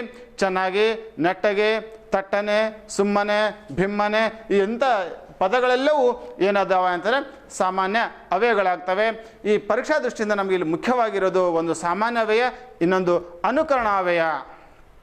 ಒಂದು ಸಾಮಾನ್ಯವೇ, ಇನ್ನೊಂದು ಅನುಕರಣಾವ್ಯಯ. ಅನುಕರಣಾವ್ಯಯ ಯಾವುದು? ಒಂದು ನಾವು ಕೇಳಿದಂಥ ಶಬ್ದವನ್ನು ಪುನಃ ಉಚ್ಚರಿಸಿ ಹೇಳುವಂಥದ್ದು, ಅವುಗಳಿಗೆ ಅರ್ಥ ಇರಲ್ಲ, ಅದು ಅನುಕರಣಾವ್ಯಯ ಅಂತ ಹೇಳ್ತೇವೆ. ಇಲ್ಲಿ ನೋಡಿ, ಜುಳು ಜುಳು, ಸುಯ್ಯನೆ, ಧಗ ಧಗ, ಪಟ ಪಟ, ಢಣ ಢಣ, ದಪ್ಪನೆ, ಬರ್ರನೆ ಮುಂತಾದ ಪದಗಳೆಲ್ಲವೂ ಅನುಕರಣಾವ್ಯಯಗಳಾಗ್ತವೆ. ಈ ಪರೀಕ್ಷಾ ದೃಷ್ಟಿಯಿಂದ ನಾವು ನೋಡೋದಾದರೆ ಈ ಎರಡನ್ನು ಸೂಕ್ಷ್ಮವಾಗಿ ನಾವು ಗಮನಿಸಿ ಹೆಚ್ಚು ಒತ್ತನ್ನು ಕೊಟ್ಬಿಟ್ಟು ನಾವು ತಿಳಿದುಕೊಳ್ಬೇಕಾಗುತ್ತೆ. ಆದರೂ ಇವುಗಳ ಬಗ್ಗೆ ಸ್ವಲ್ಪ ಗಮನ ಕೂಡ ನಮಗೆ ಇರಲಿ ಮಕ್ಕಳೇ. ಮುಂದೆ ಇಲ್ಲಿ ದ್ವಿರುಕ್ತಿ ಮತ್ತು ಜೋಡು ನುಡಿ ಕಡ್ಡಾಯವಾಗಿರ್ತಕ್ಕಂಥದ್ದು ಮಕ್ಕಳೇ. ನೋಡಿ ಗಮನಿಸಿ ಏನಿದೆ ಅಂದರೆ, ಮೊದಲು ದ್ವಿರುಕ್ತಿಯನ್ನು ನೋಡೋಣ. ದ್ವಿರುಕ್ತಿ ಅಂದರೆ ಏನು ಅನ್ನೋದನ್ನು ನಾನು ನಿಮಗೆ ಹೇಳ್ತೇನೆ. ಒಂದೇ ಮಾತನ್ನು ಎರಡು ಸಾರಿ ಹೇಳುವಂಥದ್ದು. ದ್ವಿ ಅಧಿಕ್ ಉಕ್ತಿ ಅಂದರೆ, ದ್ವಿ ಅಂದರೆ ಎರಡು, ಉಕ್ತಿ ಅಂದರೆ ಮಾತು. ಒಂದು ಮಾತನ್ನು ಎರಡು ಸಲ ಹೇಳಬೇಕಾಗುತ್ತೆ, ಅದಕ್ಕೆ ಅರ್ಥ ಇರುತ್ತೆ. ಇದು ಅನುಕರಣಾವ್ಯಯದಲ್ಲಿ ಅರ್ಥ ಇರಲ್ಲ. ಇಲ್ಲಿ ನೋಡಿ, ದ್ವಿರುಕ್ತಿ ತುತ್ತ ತುದಿ. ತುತ್ತ ತುದಿ ಅಂತಂದರೆ ಇದು ಅರ್ಥ ಆಗದೆ ಇರ್ಬೋದು. ತುದಿ ಅಧಿಕ್ ತುದಿ, ತುತ್ತ ತುದಿ. ಇಲ್ಲಿ ನಾವು ತುದಿ ತುದಿ ಅಂತ ಬಿಟ್ಟು ಹೇಳೋಕ್ಕಾಗಲ್ಲ. ಮೊಟ್ಟ ಮೊದಲು, ಮೊದಲು ಅಧಿಕ್ ಮೊದಲು, ಮೊಟ್ಟ ಮೊದಲು. ಕಟ್ಟ ಕಡೆಗೆ, ಇವೆಲ್ಲವೂ ಏನಾಗ್ತವೆ ಅಂತಾರೆ ವಿಶೇಷಾರ್ಥದಲ್ಲಿ ದ್ವಿರುಕ್ತಿಗಳಂತ ಹೇಳ್ಬಿಟ್ಟು ಕರಿತೇವೆ. ಇವುಗಳು ದ್ವಿರುಕ್ತಿಗಳಾಗ್ತವೆ. ಇನ್ನು ಸುಲಭವಾಗಿರ್ತಕ್ಕಂಥವು ಯಾವುವು ಅನ್ನೋದಾದರೆ ಹೌದೌದು, ನಿಲ್ಲು ನಿಲ್ಲು, ಬನ್ನಿ ಬನ್ನಿ, ದಿನ ದಿನ, ನಡೆ ನಡೆ, ಒಮ್ಮೊಮ್ಮೆ, ತಮ್ಮ ತಮ್ಮ, ಹೀಗೆ ಬೇಗ ಬೇಗ, ಸಾಕು ಸಾಕು, ಬೇಕು ಬೇಕು ಏನೋ ಹೀಗೆ ಸುಲಭವಾಗಿರ್ತಕ್ಕಂಥ ದ್ವಿರುಕ್ತಿಗಳ ಜೊತೆಗೆ ವಿಶಿಷ್ಟವಾಗಿರ್ತಕ್ಕಂಥ ದ್ವಿರುಕ್ತಿಗಳ ಬಗ್ಗೆ ನಾವು ಹೆಚ್ಚು ಗಮನ ಕೊಡಬೇಕಾಗುತ್ತೆ. ಏಕೆ ಅಂತಂದರೆ ಈ ತುತ್ತ ತುದಿ, ಮೊಟ್ಟ ಮೊದಲು, ನಟ್ಟ ನಡುವೆ, ಒಬ್ಬೊಬ್ಬ ಒಂದು ರೀತಿಯಲ್ಲಿ ನುಡಿಗಟ್ಟಿನ ರೀತಿಯಲ್ಲಿರೋದ್ರಿಂದ ಪರೀಕ್ಷೆಯಲ್ಲಿ ನಮಗೆ ಇವು ಗೊಂದಲಗಳನ್ನು ಉಂಟು ಮಾಡುವ ಸಾಧ್ಯತೆಗಳು ಹೆಚ್ಚಾಗಿರ್ತವೆ ಮಕ್ಕಳೇ. ಹಾಗಾಗಿ ಈ ದ್ವಿರುಕ್ತಿಗಳ ಬಗ್ಗೆ ನಾವು ನೋಡೋಣ. ಇನ್ನು ಈ ಕಡೆ ಇದೆ ನೋಡಿ ಅನುಕರಣಾವ್ಯಯ. ಈಗಾಗಲೇ ಅನುಕರಣಾವ್ಯಯದ ಬಗ್ಗೆ ಹೇಳಿದ್ದೇನೆ. ರಪ ರಪ, ತಳ ತಳ, ತಕ ತಕ, ಢಣ ಢಣ, ಪಟ ಪಟ, ಬೋರನೆ, ಘಡಗಡ, ಸರಸರ, ರೊಯ್ಯನೆ, ಈ ಎಲ್ಲ ಪದಗಳು ಅಂದರೆ ಒಂದು ಶಬ್ದವನ್ನು ನಾವು ಕೇಳಿದ ರೀತಿಯಲ್ಲಿ ಪುನಃ ಉಚ್ಚರಿಸಿ ಅನುಕರಣೆಯನ್ನು ಮಾಡ್ತಕ್ಕಂಥ ಪದಗಳು ಅನುಕರಣಾವ್ಯಯಗಳಾಗಿರೋದ್ರಿಂದ ಇದಕ್ಕೂ ಮತ್ತು ಇದಕ್ಕೂ ಇರ್ತಕ್ಕಂಥದ್ದು ನೋಡಿ. ಇಲ್ಲಿ ಹೌದು ಹೌದು ಅಂತೂ ಇದು ಒಂದೇ ಪದ ಎರಡು ಸಾರಿ ಬಳಸಿದ್ದೇವೆ. ಇಲ್ಲಿ ಢಣ ಢಣ ಅಂತಕ್ಕಂಥದ್ದು ಒಂದೇ ಪದ ಎರಡು ಸಾರಿ ಬಳಸಿದ್ದೇವೆ. ಅದಕ್ಕಾಗಿ ಬಿಟ್ಟು ಇದಕ್ಕೂ ಏನು ವ್ಯತ್ಯಾಸ ಇದೆ ಅನ್ನೋದನ್ನು ಸೂಕ್ಷ್ಮವಾಗಿ ಗಮನಿಸಬೇಕು ಮಕ್ಕಳೇ. ಇದಕ್ಕೆ ಅರ್ಥ ಇಲ್ಲ, ಇದಕ್ಕೆ ಅರ್ಥ ಇದೆ. ಏನೋ ಇದಕ್ಕೆ ಅರ್ಥ ಇಲ್ಲ, ಇದಕ್ಕೆ ಅರ್ಥ ಇದೆ.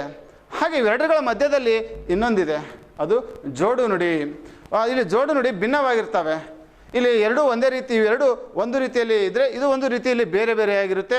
ಇಲ್ಲಿ ನಾವು 3-4 ಪ್ರಕಾರಗಳನ್ನು ಕಾಣ್ತೇವೆ. ವಿರುದ್ಧಾರ್ಥಕವಾಗಿರ್ತಕ್ಕಂಥ ಜೋಡು ನುಡಿಗಳಂತ ಕರಿಬೋದು, ಸಹಾಯಾರ್ಥವಾಗಿರ್ತಕ್ಕಂಥ ಜೋಡು ನುಡಿಗಳು ಅನ್ಬೋದು. ಹೀಗೆ ಇಲ್ಲಿ ನೋಡಿ, ಕಾಯಿ ಕಸರು, ಏನು ಮಕ್ಕಳು ಮರಿ, ಹೀಗೆ ಅಣ್ಣ ತಮ್ಮ, ಶಾಲೆಗೀಲೆ, ತಂದೆ ತಾಯಿ, ಇಲ್ಲಿ ದ್ವಾರ ಬಾಗಿಲು, ಹೀಗೆ ಈ ಪದಗಳೆಲ್ಲವೂ ಜೋಡು ನುಡಿಗಳಾಗಿದ್ದಾವೆ. ಈ ಜೋಡು ನುಡಿಗಳನ್ನು ನಾವು ನೋಡೋದಾದರೆ ಸಾಲ ಸೋಲ, ಹಗಲು ರಾತ್ರಿ, ಕಾಯಿ ಜೊತೆಗೆ ಸುಖ ದುಃಖ, ಈ ಎಲ್ಲ ಪದಗಳು ಜೋಡು ನುಡಿಯಾಗಿ ಏನಾಗ್ತಾ ಇದ್ದಾವೆ ನಮಗೆ ಕಾಣಿಸ್ತಾ ಇದ್ದಾವೆ. ಮುಂದೆ ಇಲ್ಲಿ ನುಡಿಗಟ್ಟು ಮತ್ತು ತತ್ಸಮ ತದ್ಭವ ಅತ್ಯಂತ ಇವೆರಡೂ ಮುಖ್ಯವಾಗಿರ್ತಕ್ಕಂಥದ್ದು. ಅದರಲ್ಲಿ ವಿಶೇಷವಾಗಿ ಮಕ್ಕಳೇ ಈ ತತ್ಸಮ ತದ್ಭವ ಇದೆಯಲ್ಲ, ಇದು ಪರೀಕ್ಷಾ ದೃಷ್ಟಿಯಿಂದ ಅತ್ಯಂತ ಮುಖ್ಯವಾಗಿರ್ತಕ್ಕಂಥದ್ದು. ಇಲ್ಲಿ ಒಂದು ಪದ ನಮಗೆ ಕಡ್ಡಾಯವಾಗಿ ಬಂದೇ ಬರುತ್ತೆ. ನುಡಿಗಟ್ಟು ಅಂದರೆ ಏನು? ನುಡಿಗಟ್ಟು ಅಂದರೆ ಏನು? 2 ಅಥವಾ 2ಕ್ಕಿಂತ ಹೆಚ್ಚು ಪದಗಳು. ಇದೊಂದು ಕನ್ನಡದಲ್ಲಿ ವಿಶಿಷ್ಟವಾಗಿರ್ತಕ್ಕಂಥದ್ದು. 2 ಅಥವಾ 2ಕ್ಕಿಂತ ಹೆಚ್ಚು ಪದಗಳು ಕೂಡಿಕೊಂಡು ಒಂದು ವಿಶಿಷ್ಟ ಅರ್ಥವನ್ನು ನೀಡುವ ಪದವೇ ನುಡಿಗಟ್ಟಾಗಿದೆ. ಅದು ಹೇಗಾಗುತ್ತೆ? ಇದು ಒಂದು ಶಬ್ದ ವೈಚಿತ್ರ್ಯ ಕೂಡ. ನೋಡಿ ಇಲ್ಲಿ ಉದಾಹರಣೆ ಕೊಟ್ಟಿದ್ದೇನೆ. ಕತ್ತಿ ಮಸೆ. ಕತ್ತಿ ಅನ್ನೋದು ಒಂದು, ಮಸೆ ಅನ್ನೋದು ಇನ್ನೊಂದು. ಈ ಎರಡನ್ನ ನಾವು ಸೇರಿಸಿಬಿಟ್ಟು ಒಂದು ವಿಶಿಷ್ಟವಾದ ಅರ್ಥ ಬರುವ ರೀತಿಯಲ್ಲಿ ಬಳಸ್ತೇವೆ. ಕತ್ತಿ ಮಸೆ ಅಂತಂದ್ರೆ ಏನು? ದ್ವೇಷವನ್ನು ಸಾಧಿಸು.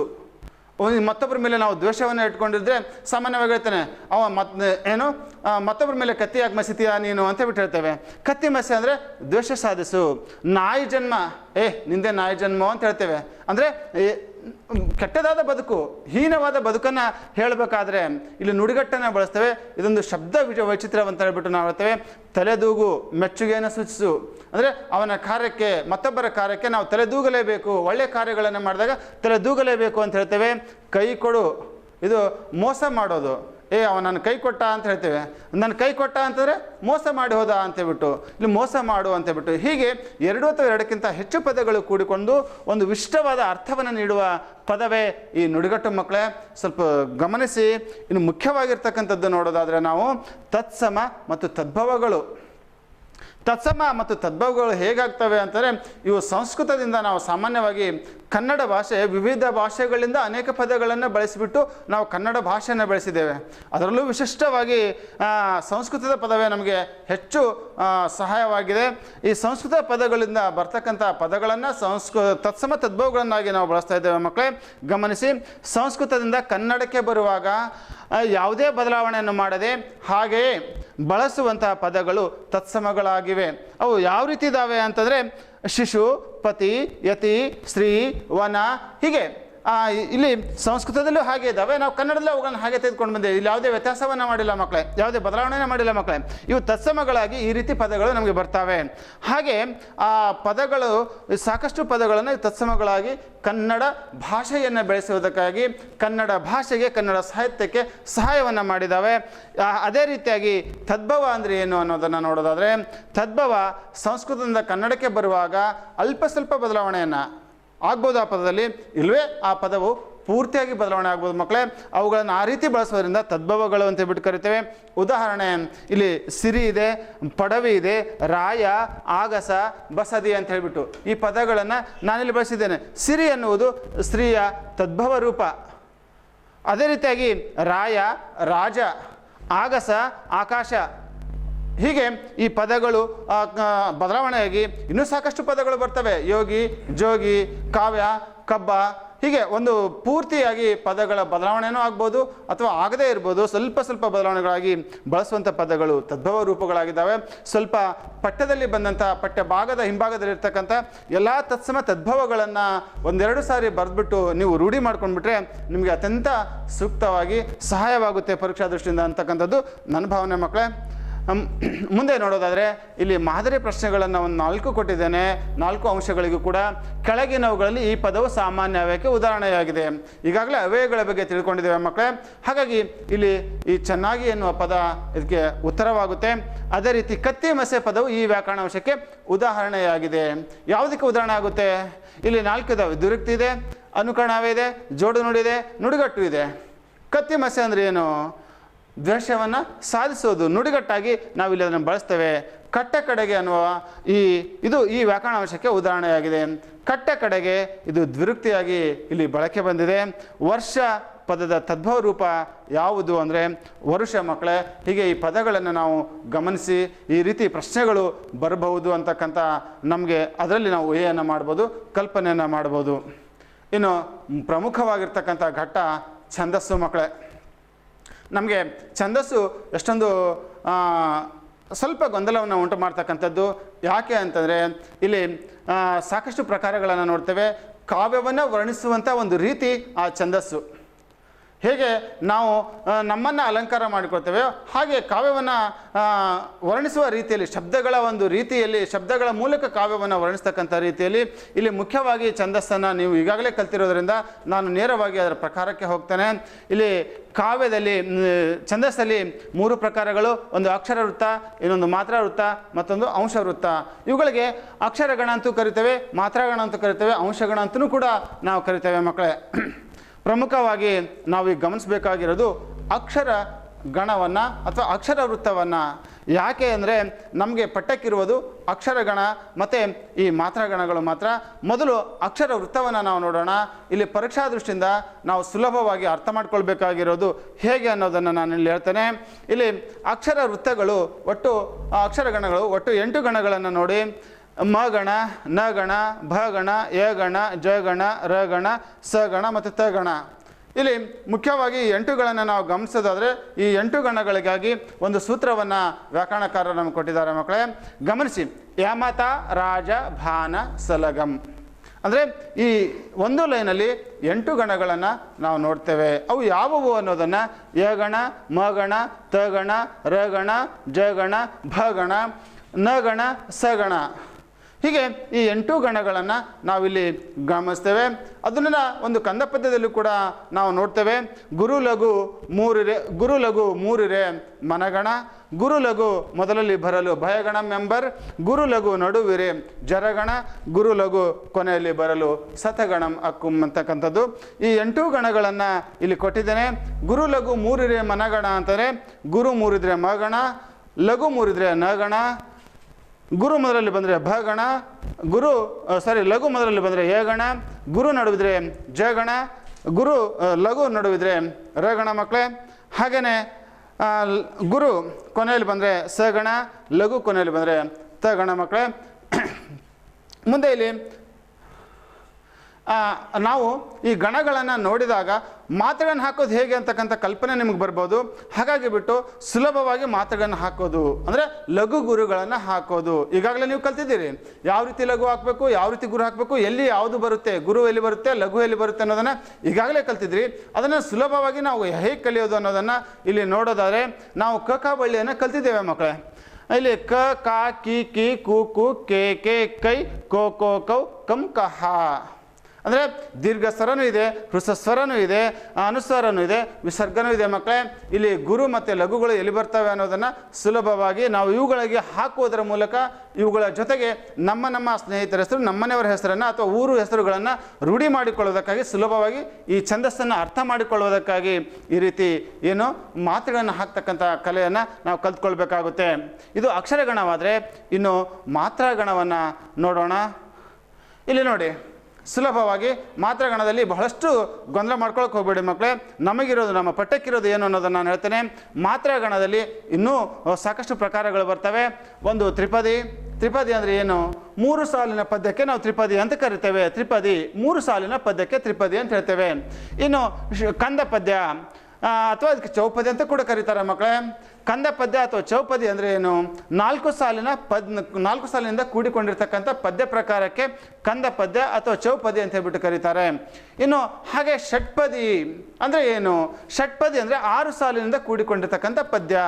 ಈ ಷಟ್ಪದಿಯಲ್ಲಿ ಮತ್ತೆ ಅನೇಕ ಪ್ರಕಾರಗಳಿದಾವೆ ಮಕ್ಕಳೇ. ಇಲ್ಲಿ ನೋಡಿ, ಶರ, ಕುಸುಮ, ಭೋಗ, ಭಾಮಿನಿ, ಪರಿವರ್ಧನೆ, ವಾರ್ಧಕ ಅಂತಕ್ಕಂಥ 6 ಷಟ್ಪದಿಗಳಿದ್ದಾವೆ ಮಕ್ಕಳೇ. ಪಟ್ಟದಲ್ಲಿ ಒಂದು ಪದ್ಯ ಇದೆ ನಮಗೆ, ನಿಟೋಟದಲ್ಲಿ ಹಾಯ್ದನು ಬಿಟ್ಟ ಮಂಡೆಯಲ್ಲಿ ಅಂತಕ್ಕಂಥ ಪದ್ಯ ಮಕ್ಕಳೇ. ಅದು ಯಾವ ಷಟ್ಪದಿಯಲ್ಲಿ ಬರುತ್ತೆ ಅನ್ನೋದಾದರೆ ಈ ಭಾಮಿನಿ ಷಟ್ಪದಿಯಲ್ಲಿ ಬರುತ್ತೆ. ಇಲ್ಲಿ ಸಂಖ್ಯೆಗಳನ್ನ ಕೊಟ್ಟಿದ್ದೇನೆ ಮಕ್ಕಳೇ, ನೋಡಿ ಗಮನಿಸಿ. ಏನಿದೆ ಅಂತಾರೆ? 8 ಅಂತಾರೆ. ಆ ಶರ ಷಟ್ಪದಿಯ ಮೊದಲ ಸಾಲಲ್ಲಿ ನಾವು ಮಾತ್ರೆಗಳನ್ನು ಹಾಕಿದಾಗ 8 ಮಾತ್ರೆಗಳು ಬರ್ತವೆ. ಹಾಗೆಯೇ ಕುಸುಮ ಷಟ್ಪದಿಯಲ್ಲಿ ಮೊದಲ ಸಾಲಿಗೆ ನಾವು ಮಾತ್ರೆಗಳನ್ನು ಹಾಕಿದಾಗ 10 ಮಾತ್ರೆಗಳು ಬರ್ತವೆ. ಭೋಗ ಷಟ್ಪದಿ 12, ಭಾಮಿನಿ ಷಟ್ಪದಿ 14. ಮಕ್ಕಳೇ, ನಿಮ್ಮ ಪದ್ಯದಲ್ಲಿರ್ತಕ್ಕಂಥ ಆ ನಿಟ್ಟೋದಲ್ಲಿ ಹಾಯ್ದನ್ನು ಬಿಟ್ಟ ಮಂಡೆಯಲ್ಲಿ ಪದ್ಯಕ್ಕೆ ನೀವು ಏನು ಹಾಕಿ ಮಾತ್ರೆಗಳನ್ನು ಹಾಕಿ ಗಮನಿಸಿ, 14 ಮಾತ್ರೆಗಳಲ್ಲಿ ಬರ್ತವೆ. ಅದೇ ರೀತಿಯಾಗಿ ಪರಿವರ್ಧನೆ ಅಂತಕ್ಕಂಥ ಷಟ್ಪದಿಯ ಮೊದಲ ಸಾಲಲ್ಲಿ 16 ಮಾತ್ರೆಗಳು ಬರ್ತವೆ. ವಾರ್ಧಕ ಎನ್ನುವ ಷಟ್ಪದಿಯ ಮೊದಲ ಸಾಲಲ್ಲಿ 20 ಮಾತ್ರೆಗಳು ಬರ್ತವೆ ಮಕ್ಕಳೇ. ಈ ಎಲ್ಲ ಪದ್ಯಗಳನ್ನು ನಾವು ನೋಡೋದಾದರೆ ಮುಖ್ಯವಾಗಿ ಇಲ್ಲಿ ಪ್ರಶ್ನೆಗಳ ಸಂಭವನೀಯತೆ ನಾವು ಮೇಲ್ನೋಟಕ್ಕೆ ನಮಗಿರೋದು ಇಷ್ಟೇ ಮಕ್ಕಳೇ. ಏನು ಬಹಳಷ್ಟು ಗೊಂದಲ ಮಾಡ್ಕೊಳ್ಳೋ ಅವಶ್ಯಕತೆ ಇಲ್ಲ ನಿಮಗೆ. ಇದು ಏನು ಎತ್ತ ಅನ್ನೋದು ಕೂಡ ಬರೋದಿಲ್ಲ. ಇಲ್ಲಿ ಬಹು ಆಯ್ಕೆ ಪ್ರಶ್ನೆಗಳು ನಮಗೆ ಇರೋದ್ರಿಂದಾಗಿಬಿಟ್ಟು ಇಲ್ಲಿ ಈ ಪದ್ಯಗಳನ್ನು ಕೇಳ್ಬೋದು. 3 ಸಾಲಿನ ಪದ್ಯ ಅಂತ ಕೇಳ್ಬೋದು, ಅಥವಾ 6 ಸಾಲಿನ ಪದ್ಯ ಕೇಳ್ಬೋದು, ಅಥವಾ ಕಂದ ಪದ್ಯ ಅಥವಾ ತ್ರಿಪದಿ ಷಟ್ಪದಿ ಹೀಗೆ ಕೇಳ್ಬೋದು. ಆ ಉದ್ದೇಶದಿಂದ ಇಲ್ಲಿ ಇಷ್ಟು ಎಲ್ಲವನ್ನು ನಾನು ನಿಮಗೆ ಕೊಟ್ಟಿದ್ದೇನೆ. ಈ ಸಂಭವನೀಯ ಪ್ರಶ್ನೆಗಳು ಹೇಗೆ ಬರ್ಬೋದು ಅನ್ನೋದನ್ನು ಸೂಕ್ಷ್ಮವಾಗಿ ನಾವು ಗಮನಿಸೋಣ. ನೋಡಿ ಮಕ್ಕಳಲ್ಲಿ ಮಾದರಿ ಪ್ರಶ್ನೆಗಳು ಇಲ್ಲಿ ನೋಡಿ, ಇವುಗಳಲ್ಲಿ 5 ಮಾತ್ರೆಗಳಿಂದ ಕೂಡಿದ ಪದ ಯಾವುದು? ನಾನು ಅಕ್ಷರಗಣವನ್ನು ಹೇಳಿದ್ದೇನೆ ಮಕ್ಕಳಿಗೆ. ಗುರು ಲಘು ಮೂರಿರೆ ಮನಗಣ, ಗುರು ಲಘು ಮೊದಲಲ್ಲಿ ಬರಲು ಭಯಗಣ ಮೆಂಬರ್, ಗುರು ಲಘು ನಡುವಿರೆ ಜರಗಣ ಅಂತಕ್ಕಂಥ ಮಾತ್ರೆಗಳನ್ನು ಹೇಳಿದ್ದೇನೆ. ಇಲ್ಲಿ ಯಾವುದು ಬರುತ್ತೆ 5 ಮಾತ್ರೆಗಳನ್ನು ಹೊಂದಿರತಕ್ಕಂಥ ಗಣ?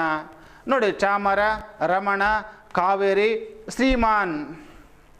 ನೋಡಿ, ಇಲ್ಲಿ ಚಾಮರ ಇಲ್ಲಿ 4 ಬರುತ್ತೆ, ಇದು 3 ಬರುತ್ತೆ. ಇದು ಎಷ್ಟು ಬರ್ಬೋದು? ಇದು ಕೂಡ 4 ಬರುತ್ತೆ. ಆದರೆ 5 ಬರ್ತಕ್ಕಂಥ ಮಾತ್ರೆ ಐದು ಮಾತ್ರೆ ಬರ್ತಕ್ಕಂಥ ಪದ ಯಾವುದನ್ನೋದರೆ ಕಾವೇರಿ ಅಂತಕ್ಕಂಥ ಪದ. ಹಾಗೆ ಷಟ್ಪದಿಯಲ್ಲಿರುವ ಸಾಲುಗಳ ಸಂಖ್ಯೆ ಎಷ್ಟು? ಷಟ್ಪದಿ ಬಗ್ಗೆ ಕೇಳೋದಾದರೆ ಈ ರೀತಿ ಪ್ರಶ್ನೆ ಬರುತ್ತಕ್ಕಂಥದ್ದು.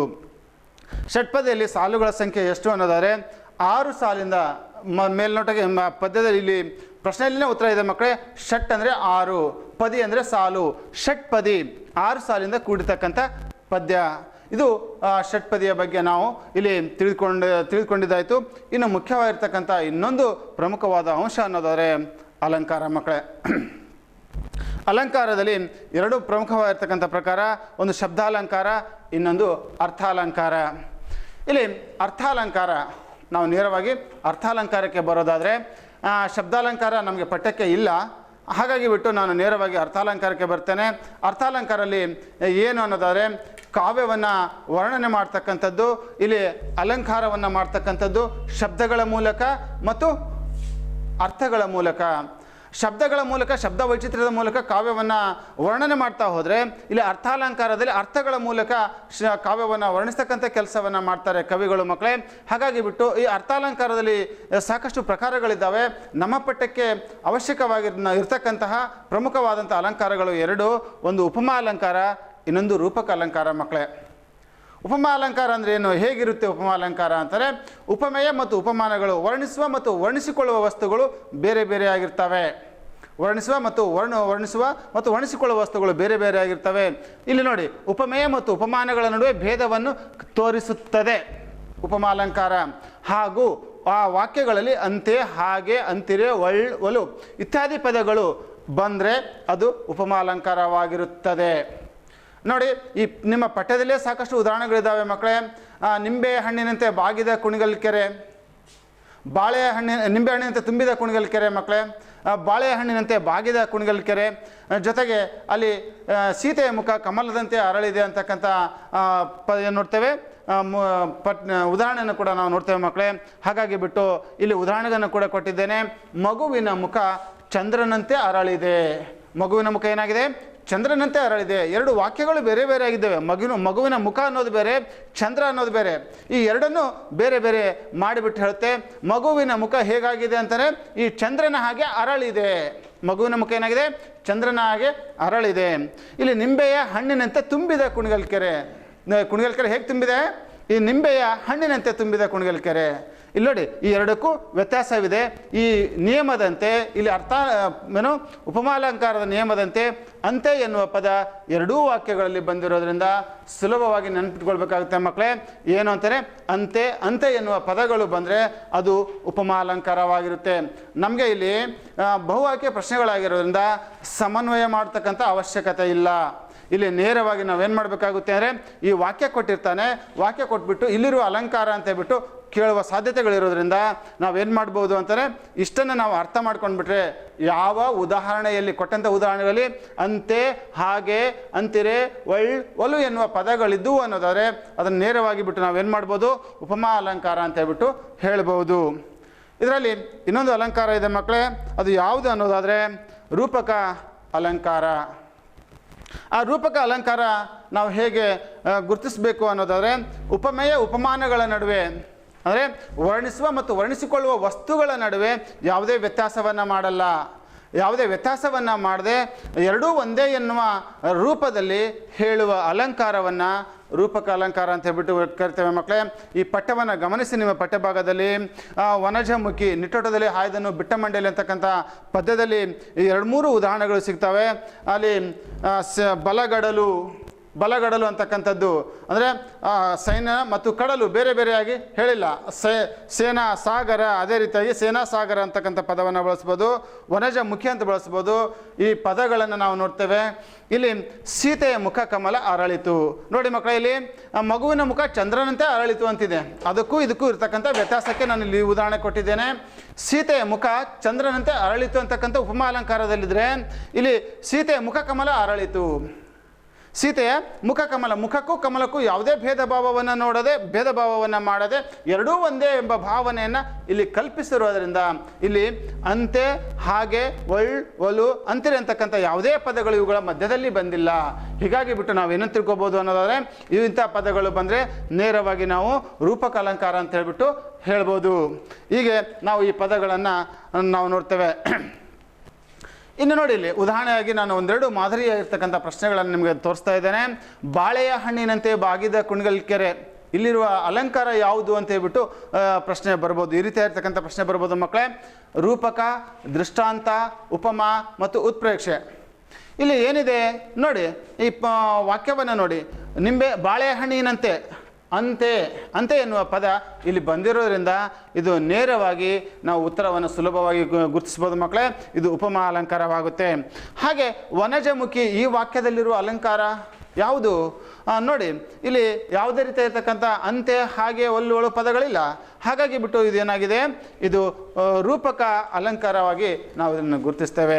ಹಾಗೆಯೇ ಇಲ್ಲಿ ಉಪಮೇಯ, ಉಪಮಾನಗಳ ನಡುವೆ ಅಭೇದವನ್ನು ಹೇಳುವ, ನೋಡಿ ಗಮನಿಸಿ ಮಕ್ಕಳೇ, ಅಭೇದವನ್ನು ಹೇಳುವ ಅಲಂಕಾರ ಯಾವುದು ಅಂದರೆ ಅಭೇದವನ್ನು ಕಲ್ಪಿಸುವ ಅಲಂಕಾರ, ಅಂದರೆ ಭೇದವನ್ನು ಕಲ್ಪಿಸದೇ ಇರುವ ಅಲಂಕಾರ ಯಾವುದು ಅನ್ನೋದರೆ ಈ ರೂಪಕ ಅಲಂಕಾರ. ನೇರವಾಗಿ ಮಕ್ಕಳೇ ಮುಖ್ಯವಾಗಿರ್ತಕ್ಕಂಥ ಘಟ್ಟ ಇಲ್ಲಿ ಬಹು ಆಯ್ಕೆ ಆಗಿ ವ್ಯಾಕರಣಾಂಶಕ್ಕೆ ಸಂಬಂಧಪಟ್ಟಂಥ ಬಹು ಆಯ್ಕೆ ಪ್ರಶ್ನೆಗಳೆಲ್ಲೂ ಮುಗಿದಿದ್ದಾವೆ. ಇನ್ನು ಪತ್ರ 4 ಅಂಕದ ಪ್ರಶ್ನೆ ಮುಖ್ಯವಾಗಿರ್ತಕ್ಕಂಥದ್ದು. ಪತ್ರ ಬರೆಯುವ ಕಲೆ ನಾವು ಕಲ್ತ್ಕೊಳ್ಬೇಕಾಗುತ್ತೆ ಮಕ್ಕಳೇ. ಸಾಮಾನ್ಯವಾಗಿರ್ತಕ್ಕಂಥ ಒಂದಿಷ್ಟು ಲಕ್ಷಣಗಳನ್ನು ನಾವು ತಿಳಿದುಕೊಂಡ್ರೆ ಅಲ್ಲಿ 4 ಅಂಕಗಳನ್ನು ಸುಲಭವಾಗಿ ಗಳಿಸಲು ಸಾಧ್ಯವಾಗುತ್ತೆ ಅನ್ನೋದು ನನ್ನ ಭಾವನೆ ಮಕ್ಕಳೇ. ಹೀಗಾಗಿ ಬಿಟ್ಟು ಈ ಪತ್ರ ಲೇಖನ 2 ರೀತಿಯಲ್ಲಿ ನಾವು ನೋಡ್ತೇವೆ. ಒಂದು ವ್ಯಾವಹಾರಿಕ ಪತ್ರ, ಇನ್ನೊಂದು ವೈಯಕ್ತಿಕ ಅಥವಾ ಖಾಸಗಿ ಪತ್ರ ಅಂತ ಹೇಳ್ಬಿಟ್ಟು ಮಕ್ಕಳೇ. ಹೀಗಾಗಿ ಬಿಟ್ಟು ಅವುಗಳ ಬಗ್ಗೆ ನಿಮಗೆ ಈಗಾಗಲೇ ಕಲ್ಪನೆ ಇರೋದ್ರಿಂದ ನಾನು ನೇರವಾಗಿ ಮಾದರಿಯ ಪತ್ರಗಳು ಹೇಗಿರಬೇಕು ಅನ್ನೋದನ್ನು ನಾನಿಲ್ಲಿ ತಮಗೆ ಹೇಳ್ತಾ ಇದ್ದೇನೆ. ವ್ಯಾವಹಾರಿಕ ಪತ್ರ ಅಂದರೆ ನಿಮ್ಮ ಪಠ್ಯ ಭಾಗಕ್ಕೆ ಸಂಬಂಧಪಟ್ಟಂತೆ ಏನಿರುತ್ತೆ ಅಂತಂದರೆ ಇಲ್ಲಿ ಒಂದಿಷ್ಟು ಮಾದರಿ ಪತ್ರಗಳನ್ನು ಕೊಟ್ಟಿದ್ದೇನೆ. ಇಲ್ಲಿ ಇಂದ ಇದೆ ನೋಡಿ, ಇಲ್ಲಿ ಉದಾಹರಣೆ ಕೊಟ್ಟಿದ್ದೇನೆ. ಅಬಕ, GHS ನವಲ್ಗುಂದ, ಅದೇ ಗೆ ಮುಖ್ಯೋಪಾಧ್ಯಾಯರು, ಅಂದರೆ ರಜೆ ಪತ್ರವನ್ನು ನಿಮಗೆ ರಜೆ ನೀಡುವಂತೆ ಪತ್ರವನ್ನು ಬರೆಯಿರಿ ಅಂತ ಹೇಳ್ಬಿಟ್ಟು ಬಂತು ಅನ್ನೋದಾದರೆ ಈ ರೀತಿ ಇಂದ ಮತ್ತು ಗೆ ವಿಳಾಸ ಹಾಕಬೇಕು. ಗೌರವ ಸೂಚಕ ಪದವಾಗಿರ್ತಕ್ಕಂಥ ಮಾನ್ಯರ ಪದವನ್ನು ಹಾಕಬೇಕು. ವಿಷಯ ಯಾವುದು ಅಂತ ಹೇಳ್ಬಿಟ್ಟು ಅಲ್ಲಿ ಕೊಟ್ಟಿರ್ತಾರೆ ಮಕ್ಕಳೇ, ಅದೇ ರೀತಿ ವಿಷಯವನ್ನು ಹಾಕಬೇಕು. ಇಲ್ಲಿ ನಾನು ಅನಾರೋಗ್ಯ ಕಾರಣ ನೀಡಿ 4 ದಿನ ರಜೆ ನೀಡುವಂತೆ ಮುಖ್ಯೋಪಾಧ್ಯಾಯರಿಗೆ ಪತ್ರ ಬರೆಯಿರಿ ಅಂತ ಹೇಳ್ಬಿಟ್ಟು ಕೊಟ್ಟಿದ್ದೇನೆ. ಇಲ್ಲಿ ಪತ್ರವನ್ನು ಬರೀಬೇಕಾಗುತ್ತೆ. ಯಾವ ರೀತಿ ಪತ್ರವನ್ನು, ಮೇಲ್ಕಾಣಿಸಿದ ವಿಷಯಕ್ಕೆ ಸಂಬಂಧಪಟ್ಟಂತೆ ನನಗೆ ಅನಾರೋಗ್ಯದ ಕಾರಣ ವೈದ್ಯರ ಸಲಹೆ ಮೇರೆಗೆ 4 ದಿನ ರಜೆಯನ್ನು ತೆಗೆದುಕೊಳ್ಬೇಕಾಗಿದೆ, ಆದ್ದರಿಂದ ಆ 4 ದಿನ ರಜೆಯನ್ನು ನೀಡಬೇಕಾಗಿ ತಮ್ಮಲ್ಲಿ ಈ ಮೂಲಕ ವಿನಂತಿಸಿಕೊಳ್ಳುತ್ತೇನೆ ಅಂತ ಹೇಳ್ಬಿಟ್ಟು ಪತ್ರವನ್ನು ಬರೆದು ಕೆಳಗಡೆ ವಂದನೆಗಳೊಂದಿಗೆ ಇಂತಿ ತಮ್ಮ ವಿಧೇಯ ವಿದ್ಯಾರ್ಥಿ, ಸ್ಥಳ ಮತ್ತು ದಿನಾಂಕ ಹಾಕಿದರೆ ಈ ಪತ್ರ ಮುಗಿಯುತ್ತೆ ಮಕ್ಕಳೇ. ಇನ್ನೊಂದು ಪತ್ರ ಇದೆ, ಅದು ಖಾಸಗಿ ಪತ್ರ, ವೈಯಕ್ತಿಕ ಪತ್ರ ಅಂತ ಬಿಟ್ಟು ಕರಿಬೋದು. ಇಲ್ಲಿ ಈ ಪತ್ರ ಬರೆಯೋದು ಏನಾಗುತ್ತೆ ಅಂತಾರೆ, ತಂದೆಗೆ, ತಾಯಿಗೆ, ಅಕ್ಕನಿಗೆ, ಅಣ್ಣನಿಗೆ, ಸ್ನೇಹಿತನಿಗೆ ಎಲ್ಲವೂ ಸಂಬಂಧಿಕರ ಪತ್ರ ಅಂತ ಹೇಳ್ಬಿಟ್ಟು ಕರಿಬೋದು, ಅಥವಾ ವೈಯಕ್ತಿಕ ಪತ್ರ ಅಂತ ಹೇಳ್ಬಿಟ್ಟು ಕರಿಬೋದು. ಈ ಪತ್ರವನ್ನು ಬರೆಯೋದು ಏನು ಅಂತಾರೆ, ಇಂದ ಗೆ ಆತ್ಮೀಯ ಸ್ನೇಹಿತನಿಗೆ, ಇಲ್ಲಿ ನಾನು ಗೆಳೆಯನಿಗೆ ಅಂತ ಬಿಟ್ಟು ಹೇಳಿದ್ದೇನೆ. ಹಾಗಾಗಿ ಬಿಟ್ಟು ಸ್ನೇಹಿತನಿಗೆ ಮಾಡುವ ವಂದನೆಗಳು. ಇಲ್ಲಿ ಪತ್ರದ ಒಡಲು ಅಂತ ಹೇಳ್ಬಿಟ್ಟು ಕ್ಷೇಮ ಸಮಾಚಾರವನ್ನು ಬರೀಬೇಕಾಗುತ್ತೆ. ಇಲ್ಲಿ ಯಾವ ಕಾರಣವನ್ನು ನೀಡಿ ಅಂತ ಹೇಳ್ತಾರೋ ಆ ಕಾರಣವನ್ನು ಕೊಟ್ಬಿಟ್ಟು ಪತ್ರವನ್ನು ಬರೀಬೇಕಾಗುತ್ತೆ. ಹಾಗೆಯೇ ಮತ್ತೆ ಇದು ಮುಖ್ಯವಾಗಿರ್ತಕ್ಕಂಥದ್ದು ಮಕ್ಕಳೇ, ಗೆ ಎನ್ನುವ ವಿಳಾಸ ಕೊನೆ ಭಾಗದಲ್ಲಿ ಕೂಡ ಬರೀಬೇಕಾಗುತ್ತೆ ಖಾಸಗಿ ಪತ್ರಕ್ಕೆ.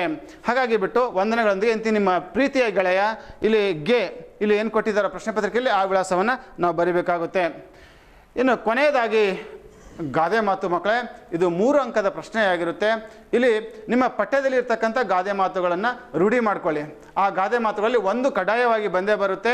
ಆ ಗಾದೆ ಮಾತು, ಇಲ್ಲಿ ಗಾದೆ ಮಾತನ್ನು ಹೇಗೆ ವಿವರಿಸಬೇಕು ಅನ್ನೋ ಒಂದು ನಿಮಗೆ ಸಂದೇಹವಿದ್ದರೆ ಎಲ್ಲ ಗಾದೆಗಳಿಗೂ ಈ ಮೂಲತಃ ಇದು ಏನು ಪೀಠಿಕೆಯಾಗಿ ಇದು ಬರಲೇಬೇಕಾಗುತ್ತೆ. ಗಾದೆಗಳು ಜೀವನದ ಸತ್ಯವನ್ನು ಎತ್ತಿ ಹಿಡಿಯುತ್ತವೆ. ಜ್ಞಾನ ಭಂಡಾರದಲ್ಲಿ ಅವುಗಳ ಪಾತ್ರ ಬಹು ದೊಡ್ಡದು. ಗಾದೆಗಳಿಗೆ ಕಾಲ, ದೇಶಗಳ ಮಿತಿ ಇಲ್ಲ. ಅವು ಎಲ್ಲ ಕಾಲಗಳಿಗೂ ದೇಶಗಳಿಗೂ ಅನ್ವಯವಾಗುವ ಸತ್ಯಗಳು. 1000 ಪದಗಳಲ್ಲಿ ಹೇಳಬಹುದಾದ ವಿಚಾರಗಳನ್ನು ಒಂದು ಗಾದೆ ಹೇಳುತ್ತದೆ ಮಕ್ಕಳೇ. ಅತ್ಯಂತ ಮುಖ್ಯವಾಗಿರ್ತಕ್ಕಂಥ ಅಂಶ ಕೂಡ ಇದೊಂದು. ಇಲ್ಲಿ ಗಾದೆ ಮಾತುಗಳು ಇದು 3 ಅಂಕದ ಪ್ರಶ್ನೆಯಲ್ಲಿ ಬರ್ಬೋದು. ಹೀಗಾಗಿ ಬಿಟ್ಟು ಗಾದೆಗಳು ಬರಿಬೇಕಾಗಿತ್ತು ಅನ್ನೋದ್ರೆ ನಿಮ್ಮ ಪಠ್ಯದಲ್ಲಿರ್ತಕ್ಕಂಥ ಎಲ್ಲ ಅಂಶಗಳನ್ನು ನಾವು ಗಮನಿಸಬೇಕಾಗುತ್ತೆ. ಗಮನಿಸಿ, ಇಲ್ಲಿ ಎಲ್ಲ ಗಾದೆಗಳನ್ನು ನಿಮ್ಮ ಪಠ್ಯದಲ್ಲಿ ಸಾಮಾನ್ಯವಾಗಿ 6 ಗಾದೆ ಮಾತುಗಳಿದ್ದಾವೆ ಮಕ್ಕಳೇ. ಆ ಗಾದೆ ಮಾತುಗಳನ್ನು ನೋಡಿ ಅವುಗಳನ್ನು ರೂಢಿ ಮಾಡಿಕೊಳ್ಳಿ. ಒಂದು ಗಾದೆ ಮಾತು ಕಡ್ಡಾಯವಾಗಿರುತ್ತೆ.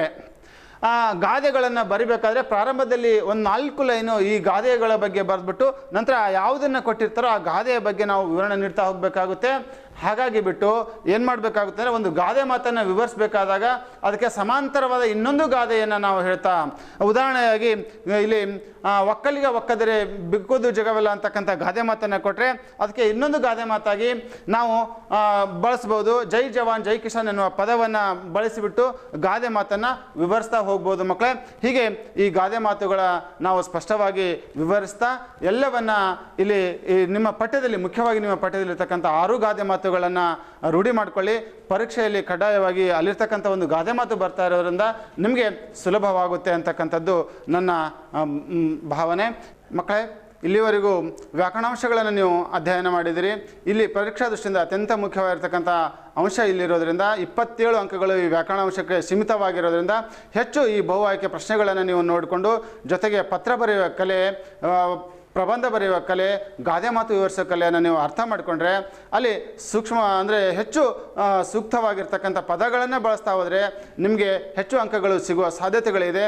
ಹಾಗಾಗಿ ಬಿಟ್ಟು ಹೆಚ್ಚು ಈ ವ್ಯಾಕರಣಾಂಶಗಳ ಬಗ್ಗೆ ಸ್ವಲ್ಪ ಗಮನವನ್ನು ಕೊಟ್ಬಿಟ್ಟು ಬಹಳಷ್ಟು ಅಂಕವನ್ನು ಗಳಿಸೋದಕ್ಕೆ ಸುಲಭವಾಗಿರುತ್ತೆ. ಹೀಗಾಗಿ ಬಿಟ್ಟು ಇಲ್ಲಿವರೆಗೂ ಈ ಎಲ್ಲ ವಿಷಯಗಳನ್ನು ವಿವರವಾಗಿ ತಮಗೆ ತಿಳಿಸಿಕೊಟ್ಟಿದ್ದೇನೆ.